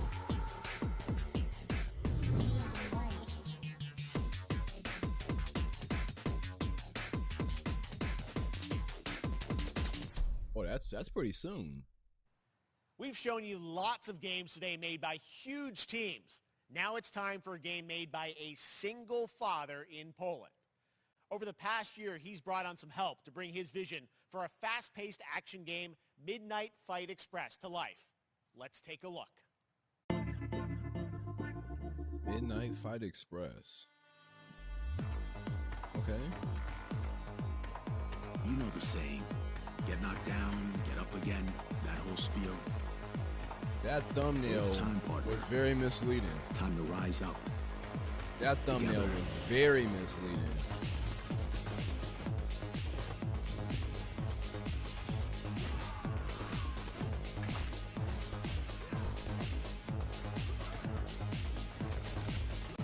Still look cool though. It's happening. The big guy's actually going through with it. While I sat at his side, seeing lives as dollar signs, I had the stink of corruption all over me. You know who put it there? Nah, not him. Me. Well, I ain't wearing it anymore, and neither are you. Tonight, we wash this whole damn city down.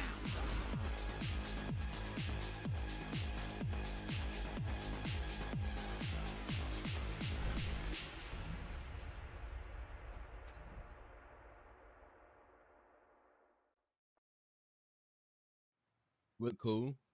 Such a cool game, and I'm happy to announce that horny ass PC demo of this grin. game is going live right now on Steam and will be part of the Steam Next Fest next week. I really want more playable games to get in the hands of you guys at home, and that's one of them. Check it out. All right, joining me now is Megan from Digital Extremes to talk all things Warframe.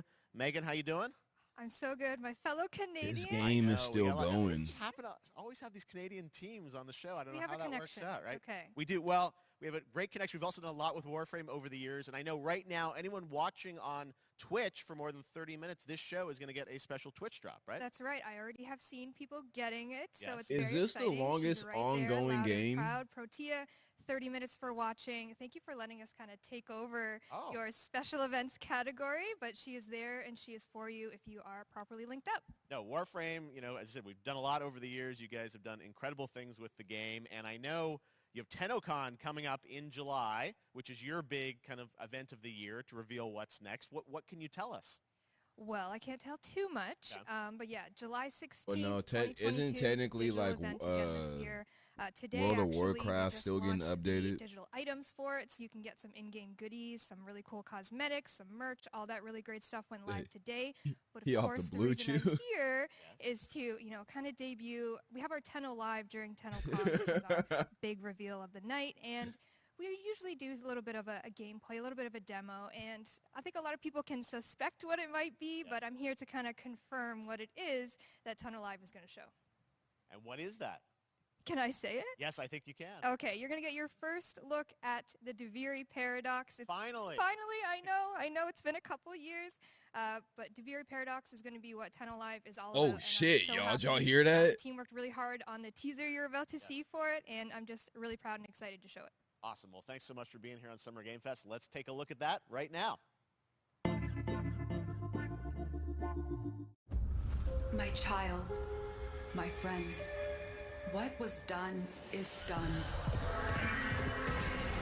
You know what? Somebody legitimately had that reaction with zero sarcasm. Somebody in this world did. And shout out to you. May your happiness thrive and serve you well. I can sure use that shit, right?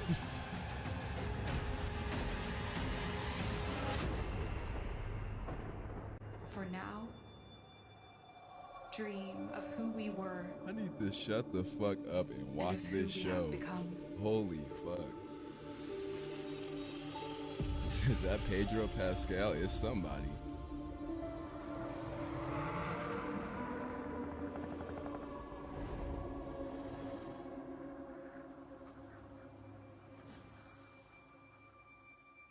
My PC over here revving up.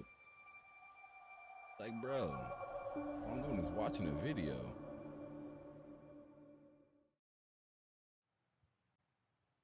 Shit over here, yang, like, goddamn. An upcoming open-world space RPG. Yeah, a lot of space No, today. it's not that Impact loud, Studio, but- Hoyoverse, across mobile and PC. This studio continues to deliver, and this new trailer reveals Be honest, for the very y'all. first time a new and exotic realm players I'm will be losing able to interest. explore. I'm over here nodding off.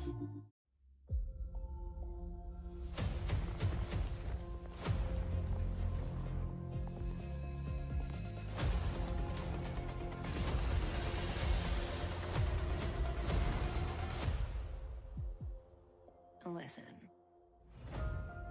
You are in a daze right now. You don't know who you are, why you're here. None of that matters.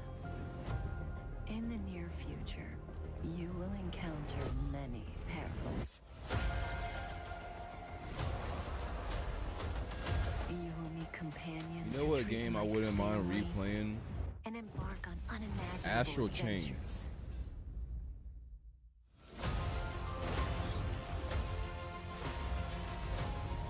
Remember what you feel in this moment. That's what this is reminding me As long as you know in of. your heart where you're heading, you will arrive at the end of the story.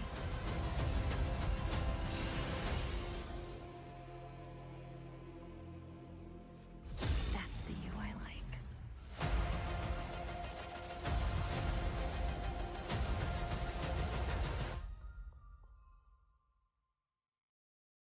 Yeah, it's one of those games that kind of came and went. Hella went under the radar the too. souls of honored guests. I was just thinking the same thing about No More Heroes 3 too, but No More Heroes 3 is different because like I actually had a lot of hype going into that one, but that's another game that kind of came and went too. Like oddly That's enough. not all from Hoyoverse. Today, I'm excited to introduce you to that's a lot Zenless of Switch Zone games for Zero, me, their though, next for major some new reason. IP. It's a futuristic urban action game. I have to say, I'm blown away by what I've seen so far. It was announced a couple weeks ago, and it has the detail of Genshin Impact Low-key, with I a wanna replay a lot of fast-paced shit on action style. Switch. Here is the world premiere of a brand new look at Zenless's notable characters, armed enemies, and world. Because even last month, I was thinking the same shit about Mario Odyssey. I'm like, hey, yo, I haven't played Mario Odyssey in a while. That's a really solid ass game. All right, what is this? What do we got?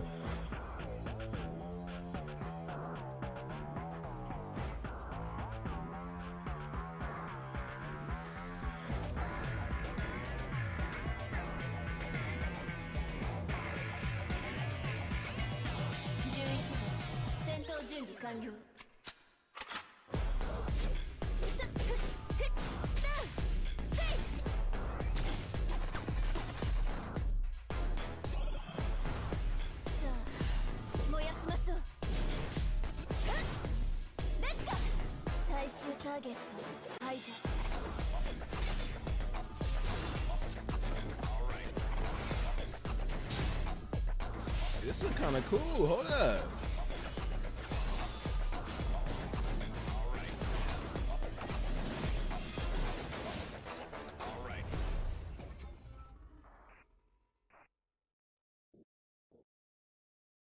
You know I'm all for combat.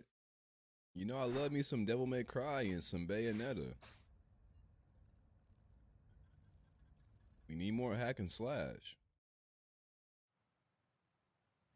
One of my favorite reveals last year was TMNT Shredder's Revenge, which reminds us all of the Turtles arcade games back in the day. Well, it's nearing the end of development, and the team wanted to use SGF as a way to reveal one exciting aspect of the game they've been keeping under wraps until now. ZZZ something. I don't know. And see, that's the thing. I feel like the Switch excels as being a mobile console. And that's why it doesn't really do much for me, is because I'm not on the go that much. And if I am, I don't have time to be like playing a Switch like that.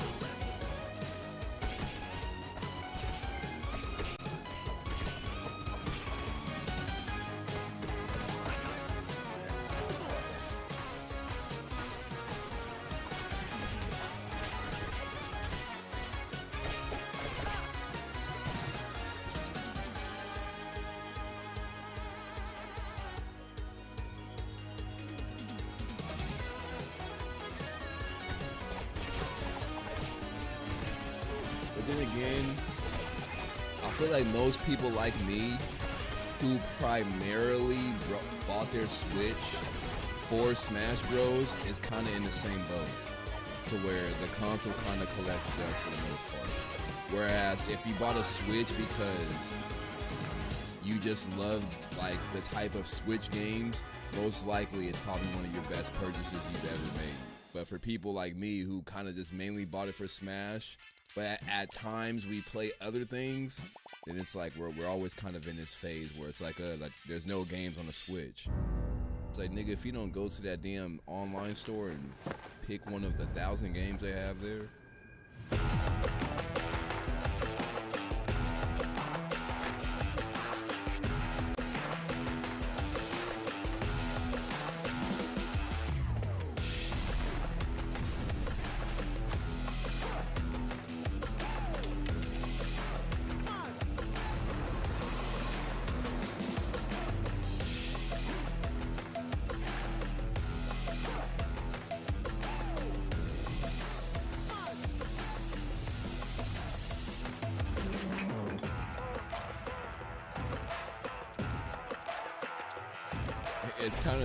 It's kind of similar to someone, like, let's say someone goes out and they buy a PS5, and then like months later they're just like, yeah, I don't know, like the PS5 kind of sucks, but there's no good games, and to be honest, it's not even all that. And then you go and look and you realize they only have Call of Duty and they're playing on a 720p TV. It's like, well, of course, bro. Like, you're not using the console to its full potential. Go get you a fucking Sony exclusive and get you a 4K TV so you can see what the PS5 has to offer.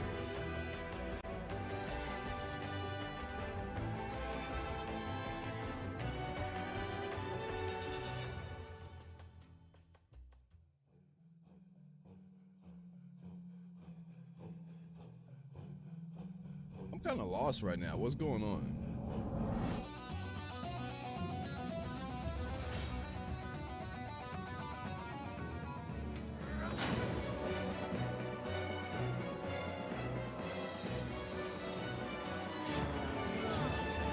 I've been lost. Yeah, I'm gonna be real. Ever since that triple Z game, I've been kind of like, what's going on?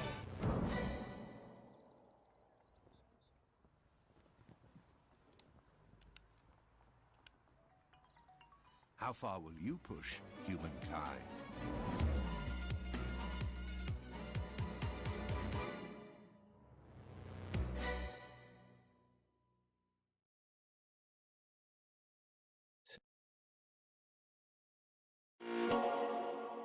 Okay, talk about it. Humankind allows you to shape your civilization by combining a multitude Oh, of was that historical by Sega? I thought they were civilizations about to from announce the something. ancient to the modern era. One Piece is celebrating its 25th anniversary this year, and Bandai Namco is bringing the mega popular franchise back to video games with One Piece Odyssey.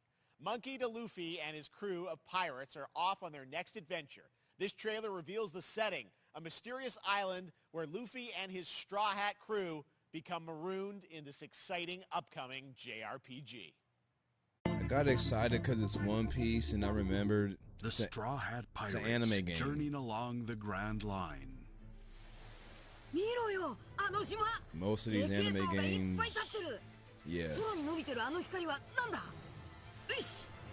面白そうだ。行ってみよう。ちょっと待ってルフィ。変な形の積乱雲がすごい速度で増えてる。こいつノックアップストリーム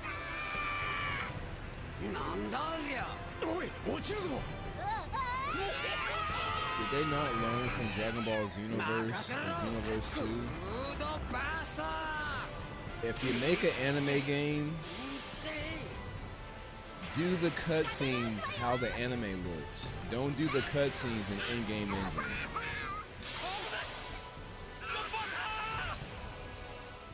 Looks way better, in my opinion.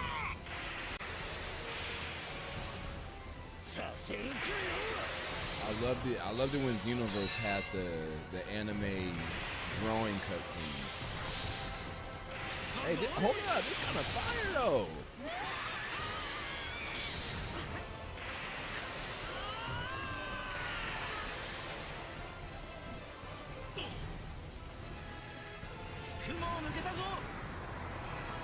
Filled with new encounters and hidden mysteries. Unravel the adventure that awaits in an Odyssey beyond imagination. One Piece Odyssey. This might be one of the cleanest quality One Piece games we've gotten in a while. You said I know nothing about One Piece? Well, maybe that's why it looks a little bit better than you. To me, who knows everything about One Piece, your first listen like, to the English voice cast with this quick new look. Because I've seen what the anime has to offer, and like that was kind of like I feel like that whole scene would have looked better if it was like, you know, if they just animated it.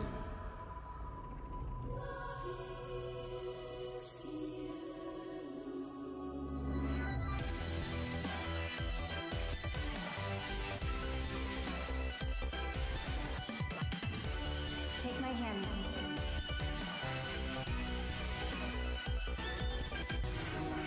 You get one more chance to make things right.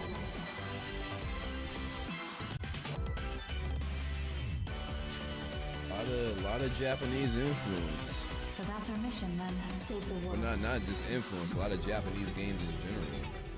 Atlas, okay. With so many new games featured across SGF events, you might be wondering how to plan for your summer gaming dreams. NerdWallet can help you find the smartest credit card to reward your gaming purchases at nerdwallet.com. The Epic Mega Sale is going on right now. Save up to 75% off top PC titles with an additional 25% off eligible products. And it wouldn't be the Mega Sale without the free games vault, featuring Maneater. Be sure to claim your copy before the sale ends on June 16th. Tune into the Epic Games Store Twitch channel for our summer showcase on June 10th at 2 p.m. Eastern, 11 a.m. Pacific.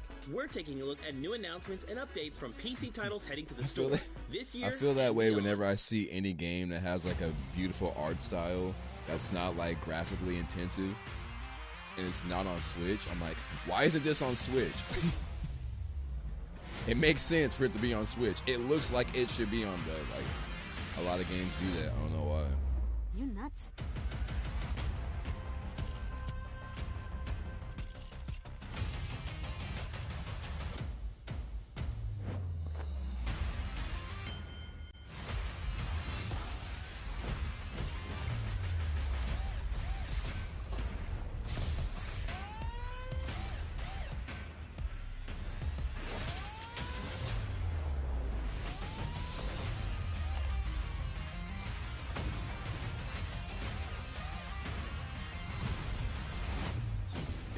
this a Game Pass advertisement or something different? Oh, Samsung Gaming Hub. More shit. Okay. More services, because we need more of those, right? Paying monthly for shit.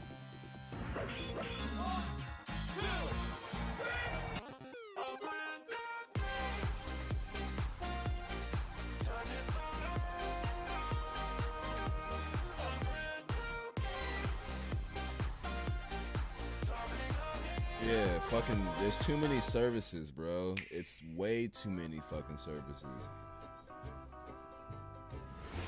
And some are already good at what they do, so why, like...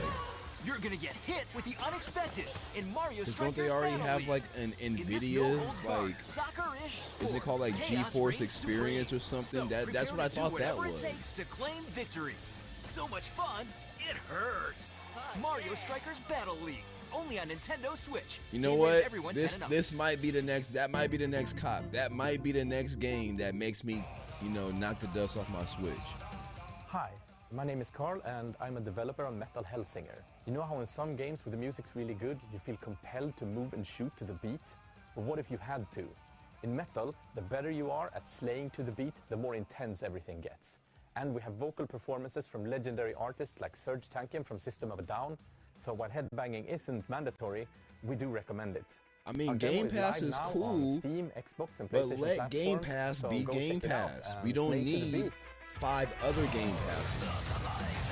And somebody even said it in an interview. They said it's going to be a bad thing if the Game Pass strategy becomes a standard that everybody else tries to mimic. If that happens, it's going to be a fucking shit show.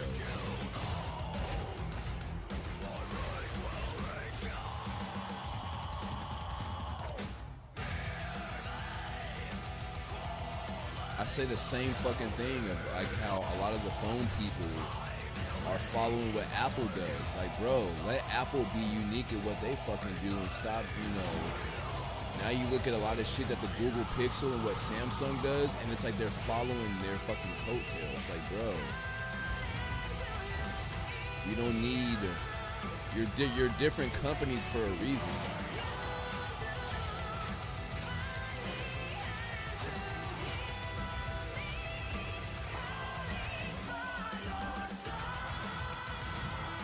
Is this another freaking Red Doom Eternal game, or is this the same one? God, how many fucking...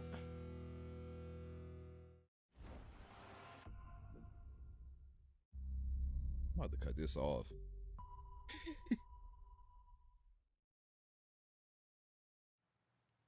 That one was Metal Hellsinger, coming later this year from Funcom, a rhythm shooter I mean, with metal music. It does look fun. Right now, but, as I mentioned, know. a demo has launched on PC, Xbox, and PlayStation for you to play for free. Next up, a new game launches tomorrow, The Quarry from Supermassive Games. This spiritual successor to Until Dawn stars David Arquette and an all-star cast. It's getting great reviews, and this is one of those binge-worthy teen horror entertainment experiences where your every choice shapes your story and determines who lives and who dies. hella at a camp in summer upstate me New at York. fest. Here's the first look at the launch trailer. Family is the most important thing in the world. But if your whole family, you know, like every last one of them decided to jump down the bottom of a well and they're all just hanging on the end of a rope, how can one person be expected to pull them all back out? You can't. So you pull on that rope and you're just going to fall right down to the bottom of the well with the rest of them. And what's the point of that? What? There is a lot more to this than you realize. Like what? Kidnapping, murder, cover-ups. I think the whole Hackett family is in on it. You have no idea what's going on here. Not a goddamn clue. All right, let's do this. Who should I call?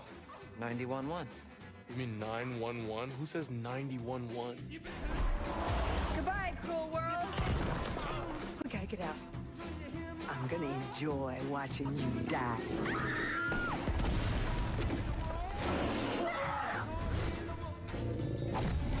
This isn't a ghost story. It's a creature feature. It's really happening, and you're all in it.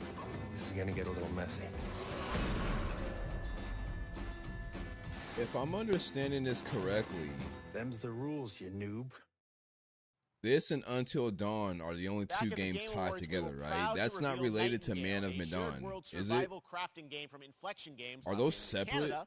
Now it's time to give you a brand new look. Isn't like there's Man of Medan realm card system and then like what was the other one that just came resources and challenges in this procedural realms. Here's your exclusive new look. I can't think of them. Either way, those games aren't really for me. I like watching people play through them, but I won't play them myself. You're alone in the realms, I'm afraid. The portals are a mess. Not even sure if Nightingale made it.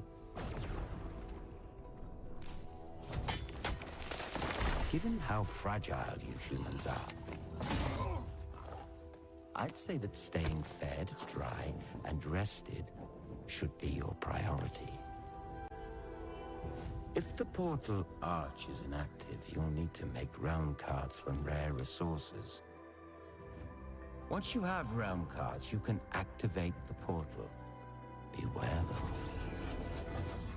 Foul things lurk in the interrealmic void, waiting to get in. Be ready with your axe pick.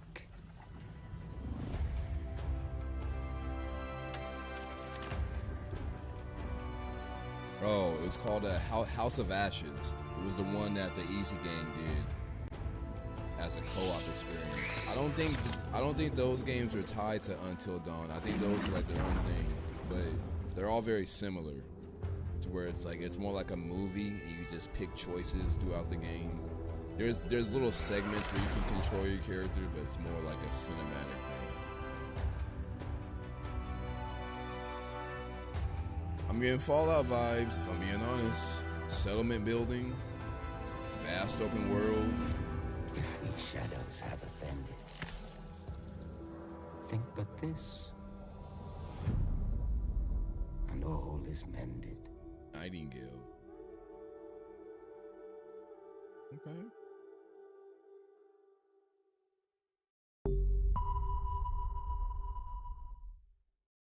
Was that a new developer? The Saints are marching in on August 23rd. Oh, here we with the go. reboot of Saints Row that we revealed last year at Gamescom. And today, we're happy to announce the launch of the Boss Factory demo across PC and console, which lets you design and set up your character. And since it's Saints Row, you guys are going to have a lot of fun with this one. Check it out.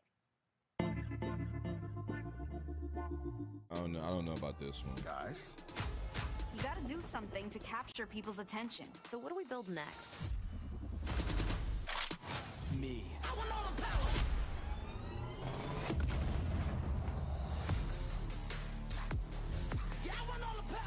Yep, see, they already losing me with that first shot. We are so good at this. Did they really just say swaggiest in 2022? Did it just say be the swaggiest? Like, do y'all not realize what the lingo is now? Seriously, this is perfect. Dinner and a show, baby. Nigga drip.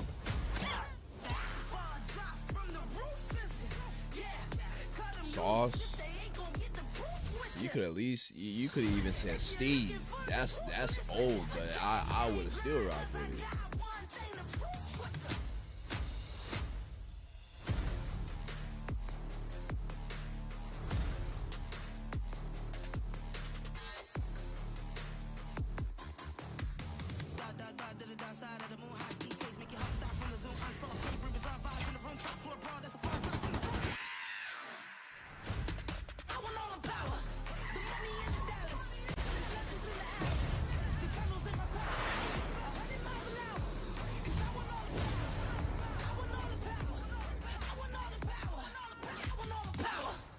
Happened to me, man. At one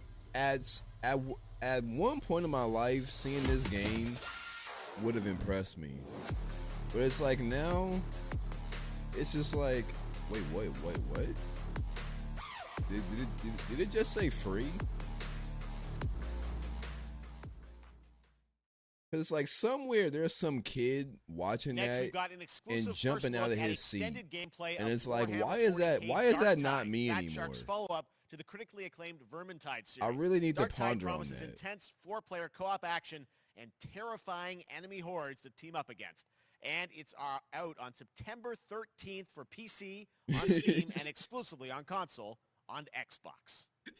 Like, you feel me? Like, there was one point in my life where watching that trailer would have made me like be like, oh shit. And now it's just like,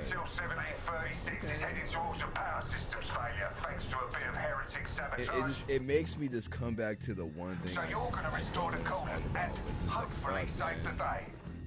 Am I old, bro? Are we old? Are we getting that age? And use the cryonic rods to flush the system, preferably before something explodes. I think it's because we know we just don't have the time for all this shit. So we cherry pick like two or three out of the 20 games that, all right, we have time for these two. Everything else fucking sucks.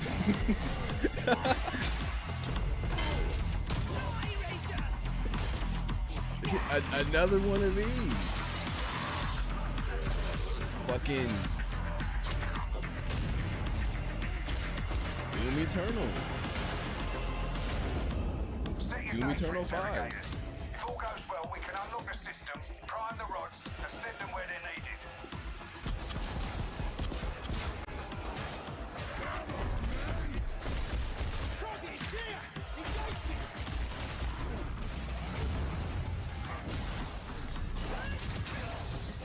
That's the first part done. Get to the base of the matrix. No, this got a little bit of a Wolfenstein vibe to it.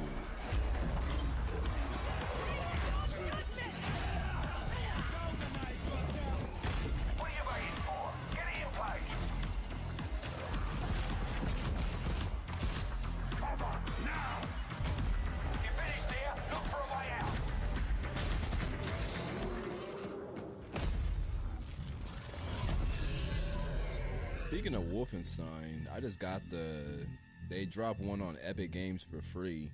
Not the last one, the new Colossus, but the one before that. I think the New Bloober Order. Team is known for psychological horror games like Blair Witch and The Medium. Today, they are ready to reveal their latest creation made completely in Unreal Engine 5 for a visceral horror experience. It's a return to the world of Layers of Fears. Get a dose of this. I never played the first one. Someone once said insanity runs in our family. Let it run.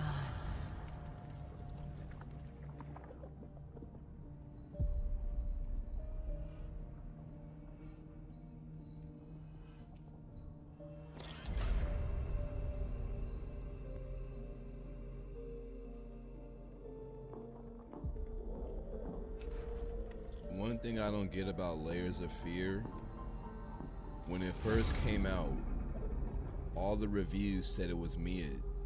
They say it's a tale of sadness. Now, and guilt of an artist trapped in a place everybody raves about it. redemption. It's a lie. This is a story of my fear, pain, and hatred, of the horror of my loneliness, and it is mine to tell. Now I see it. All this misery, all this suffering. There was no other way. Shouldn't have. You really shouldn't have.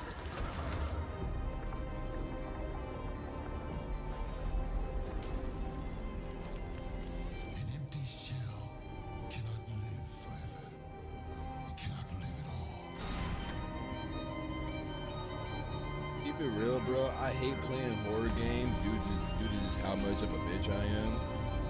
But a part of me also wants to play horror games so much, like consistently, to the point where I can just play them and just like speed run them and like not even get scared by it. Like I want to make it to the point where I'm just immune to like jump scares in games. 'Cause I've seen people get to that point. This October, Gotham Knights arrives. Batman is dead, and it's up to the Batman family, Batgirl, Nightwing, Red Hood, and Robin to protect Gotham. I like how he just To give says us it so an exclusive new nonchalant. look, let's head to Batman is Montreal dead. to hear from executive producer Fleur Marty. Hello and warm welcome from WB Games Montreal. I'm Fleur Marty. I'm the executive producer on Gotham Knights. Today, we are thrilled to share more with you on one of our beloved knights, I just want to Nightwing. get This one nice showcase is little the brush first in in our real character quick. series, and we're really looking forward Let me to share shut up. more with you as we Let me continue shut working up. towards our launch on October 25th. So I hope you enjoy the show and stay tuned. Do you feel me though? It's like this one little brush would have saved your whole day.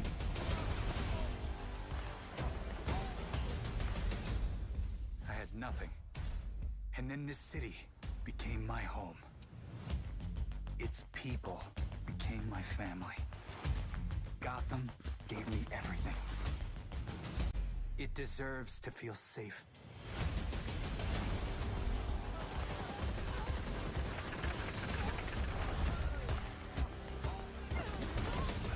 I don't like how this looks worse than Arkham Knight. Like I said, I know graphics aren't everything. No But matter how Arkham hard we Knight looks try, fucking amazing. There's always more to do. And now, it's up to me. But then again, this isn't made by Rocksteady, right? Time for a dance, Nightwing.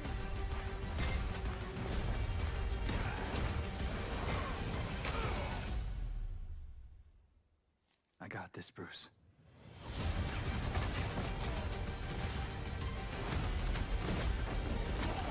Look, I know we'll probably never get it, but give me a game where you play as Deathstroke, and you got me. That was Gotham Knights, and now we welcome, oh, look who it is, Neil Druckmann from Naughty Dog, co-president of Naughty Dog. Great to have you with us, Neil. It's been an eventful day on the internet for Naughty Dog fans, and I think we jinxed ourselves. We were joking about last night, like, What are we talking watch about the here? Assets will leak, and lo and behold, that's what happened. well, the good news is there's some stuff that hasn't leaked that we have lots to share with people about all things at Naughty Dog. But first of all, it is it's a big month actually for Last of Us fans because Last of Us 1 and 2 both launched in June, and it's nearing its 2-year anniversary for Last of Us Part 2, which is hard to believe. Yeah, it's crazy. 9 years for Last of Us 1, 2 years for Last of Us Part 2, and we still hear from fans. They're still sending us letters and art, and these characters in this journey and this world mean so much to them. And it's just been kind of amazing. Like Last of Us Part 2 early this year passed a pretty big milestone. It sold over 10 million units. And that kind of support, that kind of success, we're so grateful to our fans. It has allowed us to grow as a studio, and now we can take on multiple projects, more than we've ever had at the same time. Multiple projects. Okay, very interesting. So what can Last of Us I think it's funny how everybody expect just in the hates this future? game now.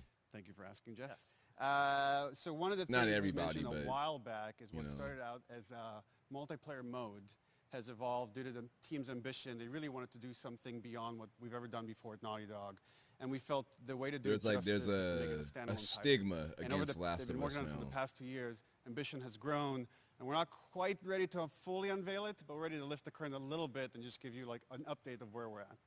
Okay, well, what can you tell us about this new standalone multiplayer game? Yeah, so we have a concept art that we want to show. But what I can tell you is that this game is big. Okay. It's as big as any of our single-player games that we've done, and in some ways bigger. It's got a story. The way we're telling that story is very unique to this game.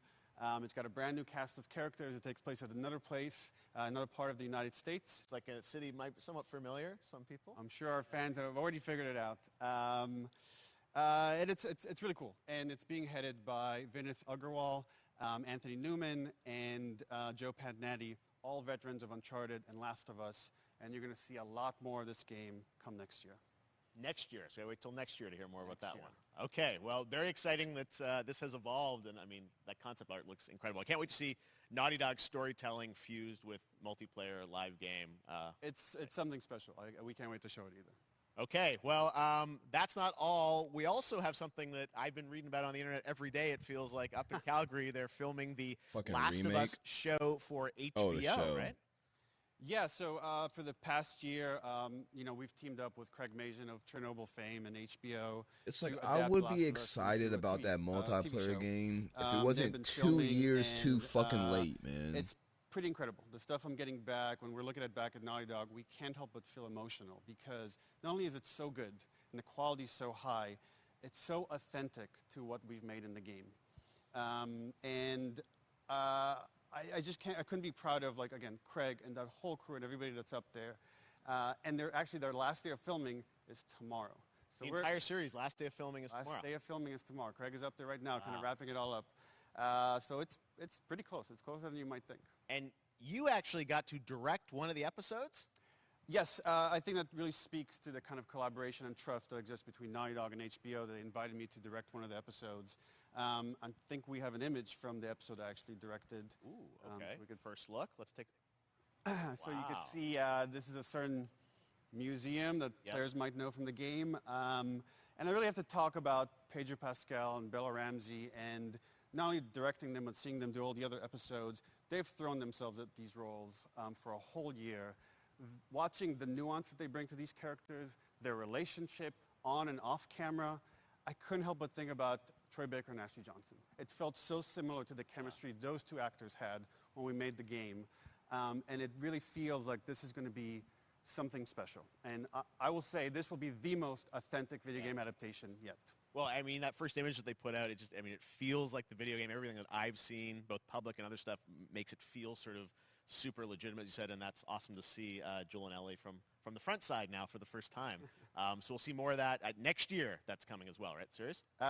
You'll hear about it very soon. That's okay. All I'll say right now. All right. Well, Last of Us HBO, very, If they very follow exciting. it beat for beat and as the video I hear game, you actually have a couple actors from the show. it'll be a good who are, show. Going to join us We here? happen to have a couple actors here. The that people are who've part of already the show. played the game will hate that because it won't be new to them. But for the people who haven't played the game, Oh, what's up, guys? Oh, they'll love it. Surprise! Troy's back again. Hello, I know. Ashley. Good to see you. Good to see you. I'm a little confused, though. I thought maybe Pedro Bella, but Troy Ashley out here from the game, right? So when Craig and I started working on the show, almost one of our very first meetings, we said, Troy and Ashley have to be a part of it. And we're such fans of like the talent and helping us create Joel and Ellie. We felt like it was so important that they become part of the show. And it has to be more than just like kind of like a wink to the camera and like a cameo. Okay. These are real roles that we're keeping under wraps for now. But man, I'm bummed that I couldn't be there with you guys when you filmed your stuff. There's been so much It's stuff I feel like so good on the internet. There's so Yeah, much Pedro's cool. talk about what's being filmed, and I think that's you guys have kept a complete secret that you. So you were up there and you filmed your roles by now, obviously. Well, keeping secrets with this franchise is kind of old hat. Like we've had Except for today. Except for today. Except for the date. It was one of the hardest things for us to do is to not let people know that because we're so proud of it and the work that we did. We worked hard. The crew. I have to say, when I walked out on set, to be met with literally every person that I met on that crew is such a fan of this game, and they all knew what it was that they were working on and committed to working on this project because of their fan and their love for the game was one of the greatest. It was like I was coming home to friends. Yeah, the attention to detail, the crew was amazing. Bella and Pedro are they're Let's so settle this right perfect. now. And we've been trying to sort of describe that feeling of Is The seeing Last them of Us in more person. popular for its story like- or for its gameplay? It's like the characters come What is the to main life, reason but why it's like one of the so much considered more one than of that. the I feel like I greatest can't games fully out there? explain it, Is it the but I am gameplay or is it the so story? excited to be a part of I'm it. gonna just- let the people I can't wait decide to on see that it. one. I think it is going to be so good.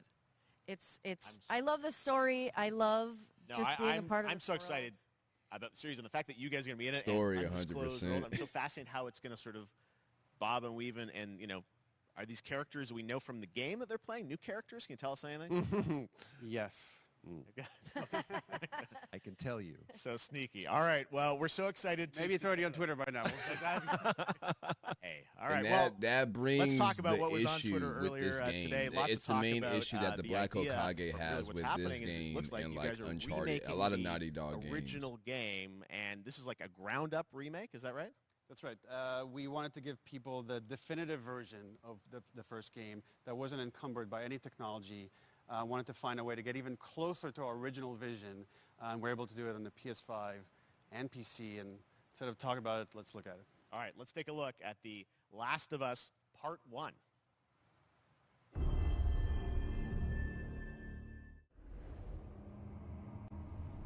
Here we go. So why'd you leave Boston? I've been on quite the adventure, little brother. I reckon it's got something to do with that girl. It's got everything to do with that little girl.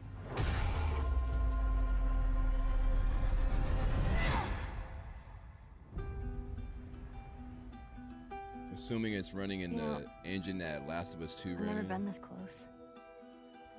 To the outside. So is that everything you hoped for? Can't be any worse out there.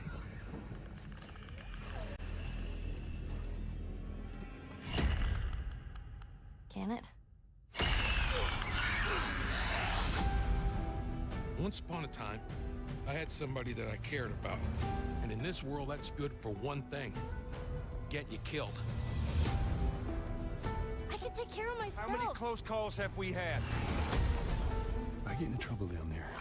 You make every shot count. I got this.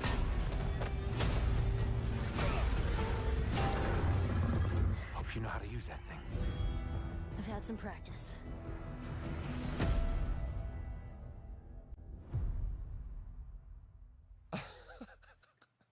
Truly one of my favorite games of the past decade. Guys, what's your reaction to that? Yeah, we hadn't seen that yet. Yeah, you're watching it in real time. Yeah. It's because you did these. These performances you did a decade ago. Yeah. You didn't go back in. I mean, you used the original performances. Yeah, right? actually, we came up with a process where we could take the original animation that we did for the faces and kind of like retarget it on these new rigs that have a lot more fidelity. And then the animators went back and We're studied. seeing side by side here just how much it has changed. That you went and you redid the models and rebuilt everything. Everything was rebuilt from the ground up. Same art director, re-art directed the whole thing from the ground up. But the great thing about these faces is that they're closer to the original performance. All the animators went and studied those videos and got it closer to what you did on set than we could have achieved before. And that's just like one of the things we could talk about, like this brand new AI, like all the combat is redone.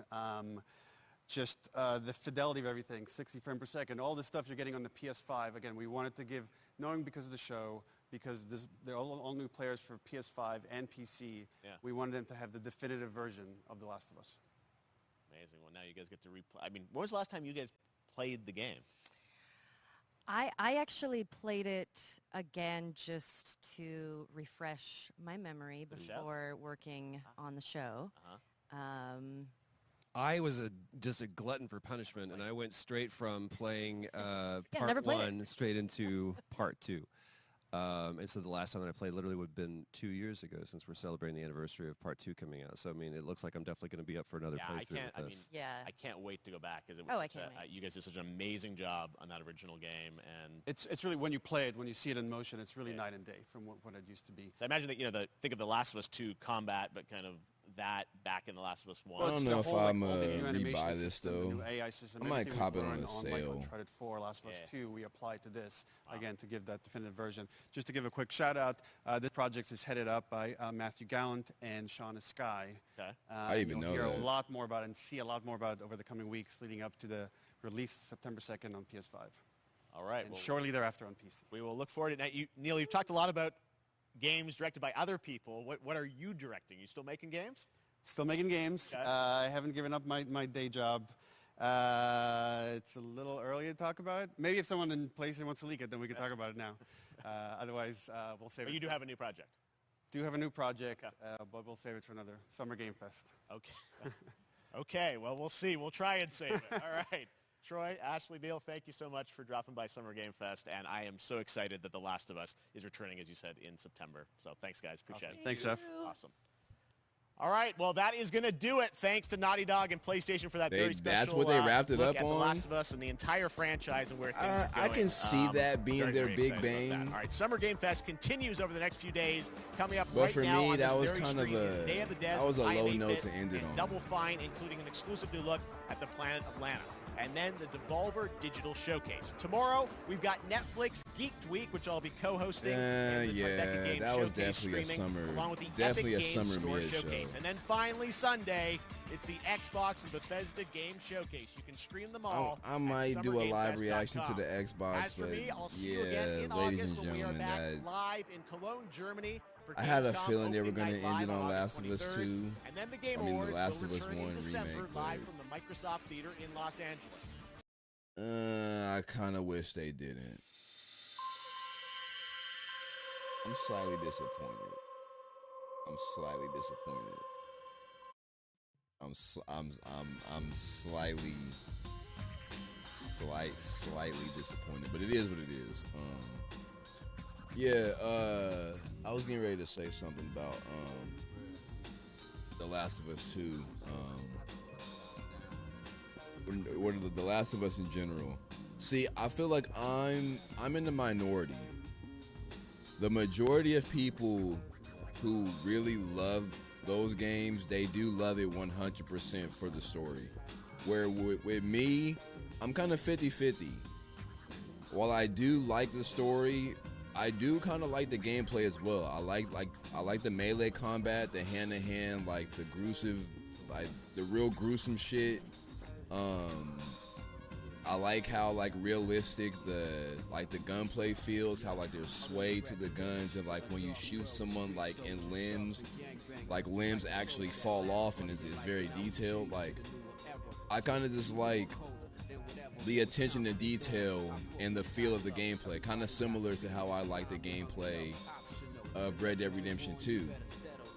So when I went into The Last of Us 2, I didn't necessarily, while I did like Joel as a character, I didn't have this overwhelming attachment to him to where when the second he died, spoilers, I just instantly dropped the game. Because that was a lot of people's issue with 2, was the second they heard that Joel died, when that information leaked before the game even came out, when they heard that information, they were like, no, fuck this, boycott the game, cancel it, this game sucks.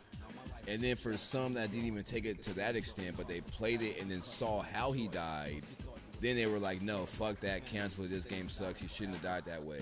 But me, as someone who didn't go into the game 100% on the story, while I was kind of like, his death was kind of whatever, I was still so in love with the gameplay that I was like, you know what, I'm willing to continue playing this game because I think the gameplay is fire. It wasn't until you get to the halfway moment to where the game really tries to force you to play as the antagonist, to where I'm like, all right, now this is starting to get annoying, because like not only did you kill the main character or one of the main characters, but now you're forcing me to not only see from the viewpoint of the antagonist, which I understand, like the motives and why you would want to do that, but don't force me to play as her for 50% of the game. Like, and that was the thing that left a sour taste in my mouth. It wasn't Joel dying. Joel dying was like a very minor thing. It was the fucking forcing me to play as Abby, and then also forcing me to play as her when you fight Ellie. And I was like, why the fuck would you do this? Like, why the fuck? Like, it made zero sense, bro. Like, it really made no sense to why they did that. Like, yeah, I think people who were like, oh, like, the second Joel died, I'm like, that's kind of an immature reason, because I think his death was, like, earned. Like, nigga, you literally went and shot up a whole hospital of, like, you know, quote-unquote innocent people who were trying to, oh shit, whoa. Just out of curiosity, does my mic still sound normal? Because I just touched this wire and I had like static on my hand, so I'm like, whoa, did I just shock my microphone and shorten it out? But yeah, the dude basically went into a hospital, killed a whole bunch of innocent people. So it was obvious that those people were gonna come hunting him down and look for him and kill him. And then for the people that argue, well, he didn't die an honorable death. He didn't die going out in a blaze of gunfire. He died by a golf club, bro. The Last of Us is a realistic it's a realistic story.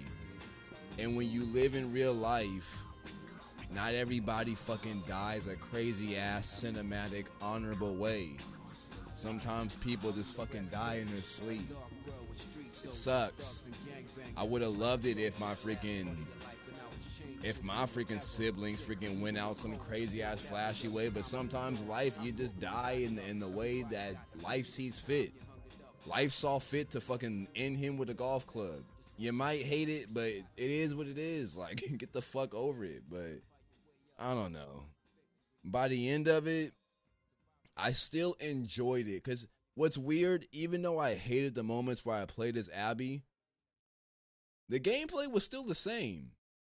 It was still like you're still doing the same gruesome shit. And there was a few moments where I'm like, hey, yo, like, this would be fire if you just replaced the model with Ellie. Like, it's such a weird game, man. It's such a weird game because when I think back on it, I'm just like, a part of me wants to say that the game was great, but then when I like boot the game up and I start playing it, I'm just like, I don't want to go back and replay this. And that's the whole thing that pissed me off about the freaking them announcing the multiplayer shit, because that was the whole reason why I dropped $60 on the fucking game when it first came out, because they announced when they were dropping the game, hey, we're also gonna do a multiplayer aspect to it. And I remember when I bought the remaster version, the PS4 version to The Last of Us, my main disappointment with that was like, damn, I wish I would have played the online in its prime when it was hot and fresh. My same mistake with Uncharted 4. I bought Uncharted 4 like in a bargain bin when it was like $20, and when I finally got a chance to try the online, it was way past its prime, and it would either take me a while to find a lobby, and if I did find a lobby, it was filled with nothing but like tryhards that have been playing the game since release. And I was like, damn, like I wanna play these games when it's fresh and everybody's kind of a noob at it, and I don't feel like I'm getting washed. And here they are fucking years later announcing the multiplayer. How much you want to bet it's only going to be on PS5, which I still don't fucking have.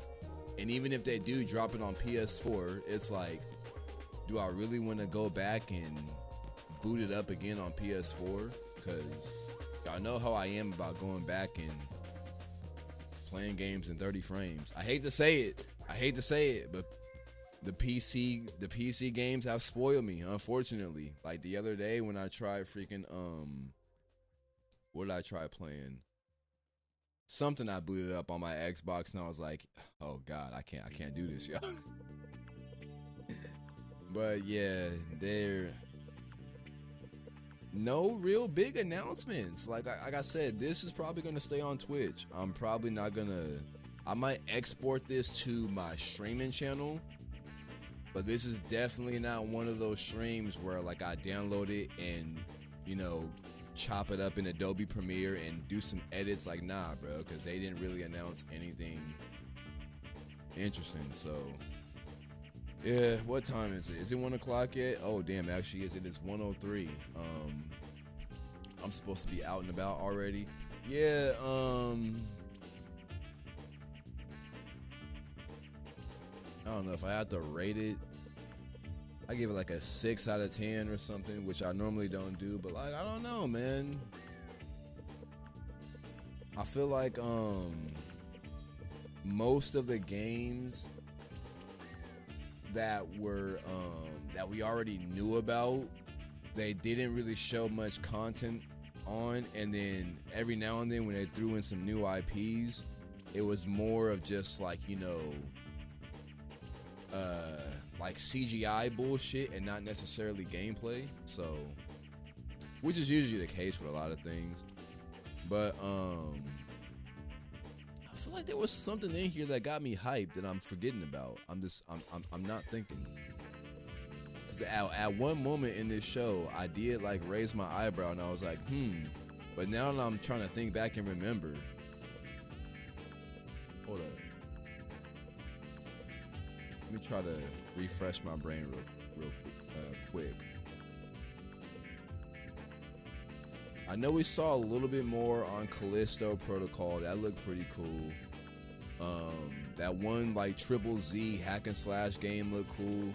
We saw a shit ton of like, you know, first person shooters that look like a mixture of like Doom Eternal and freaking Red Dead.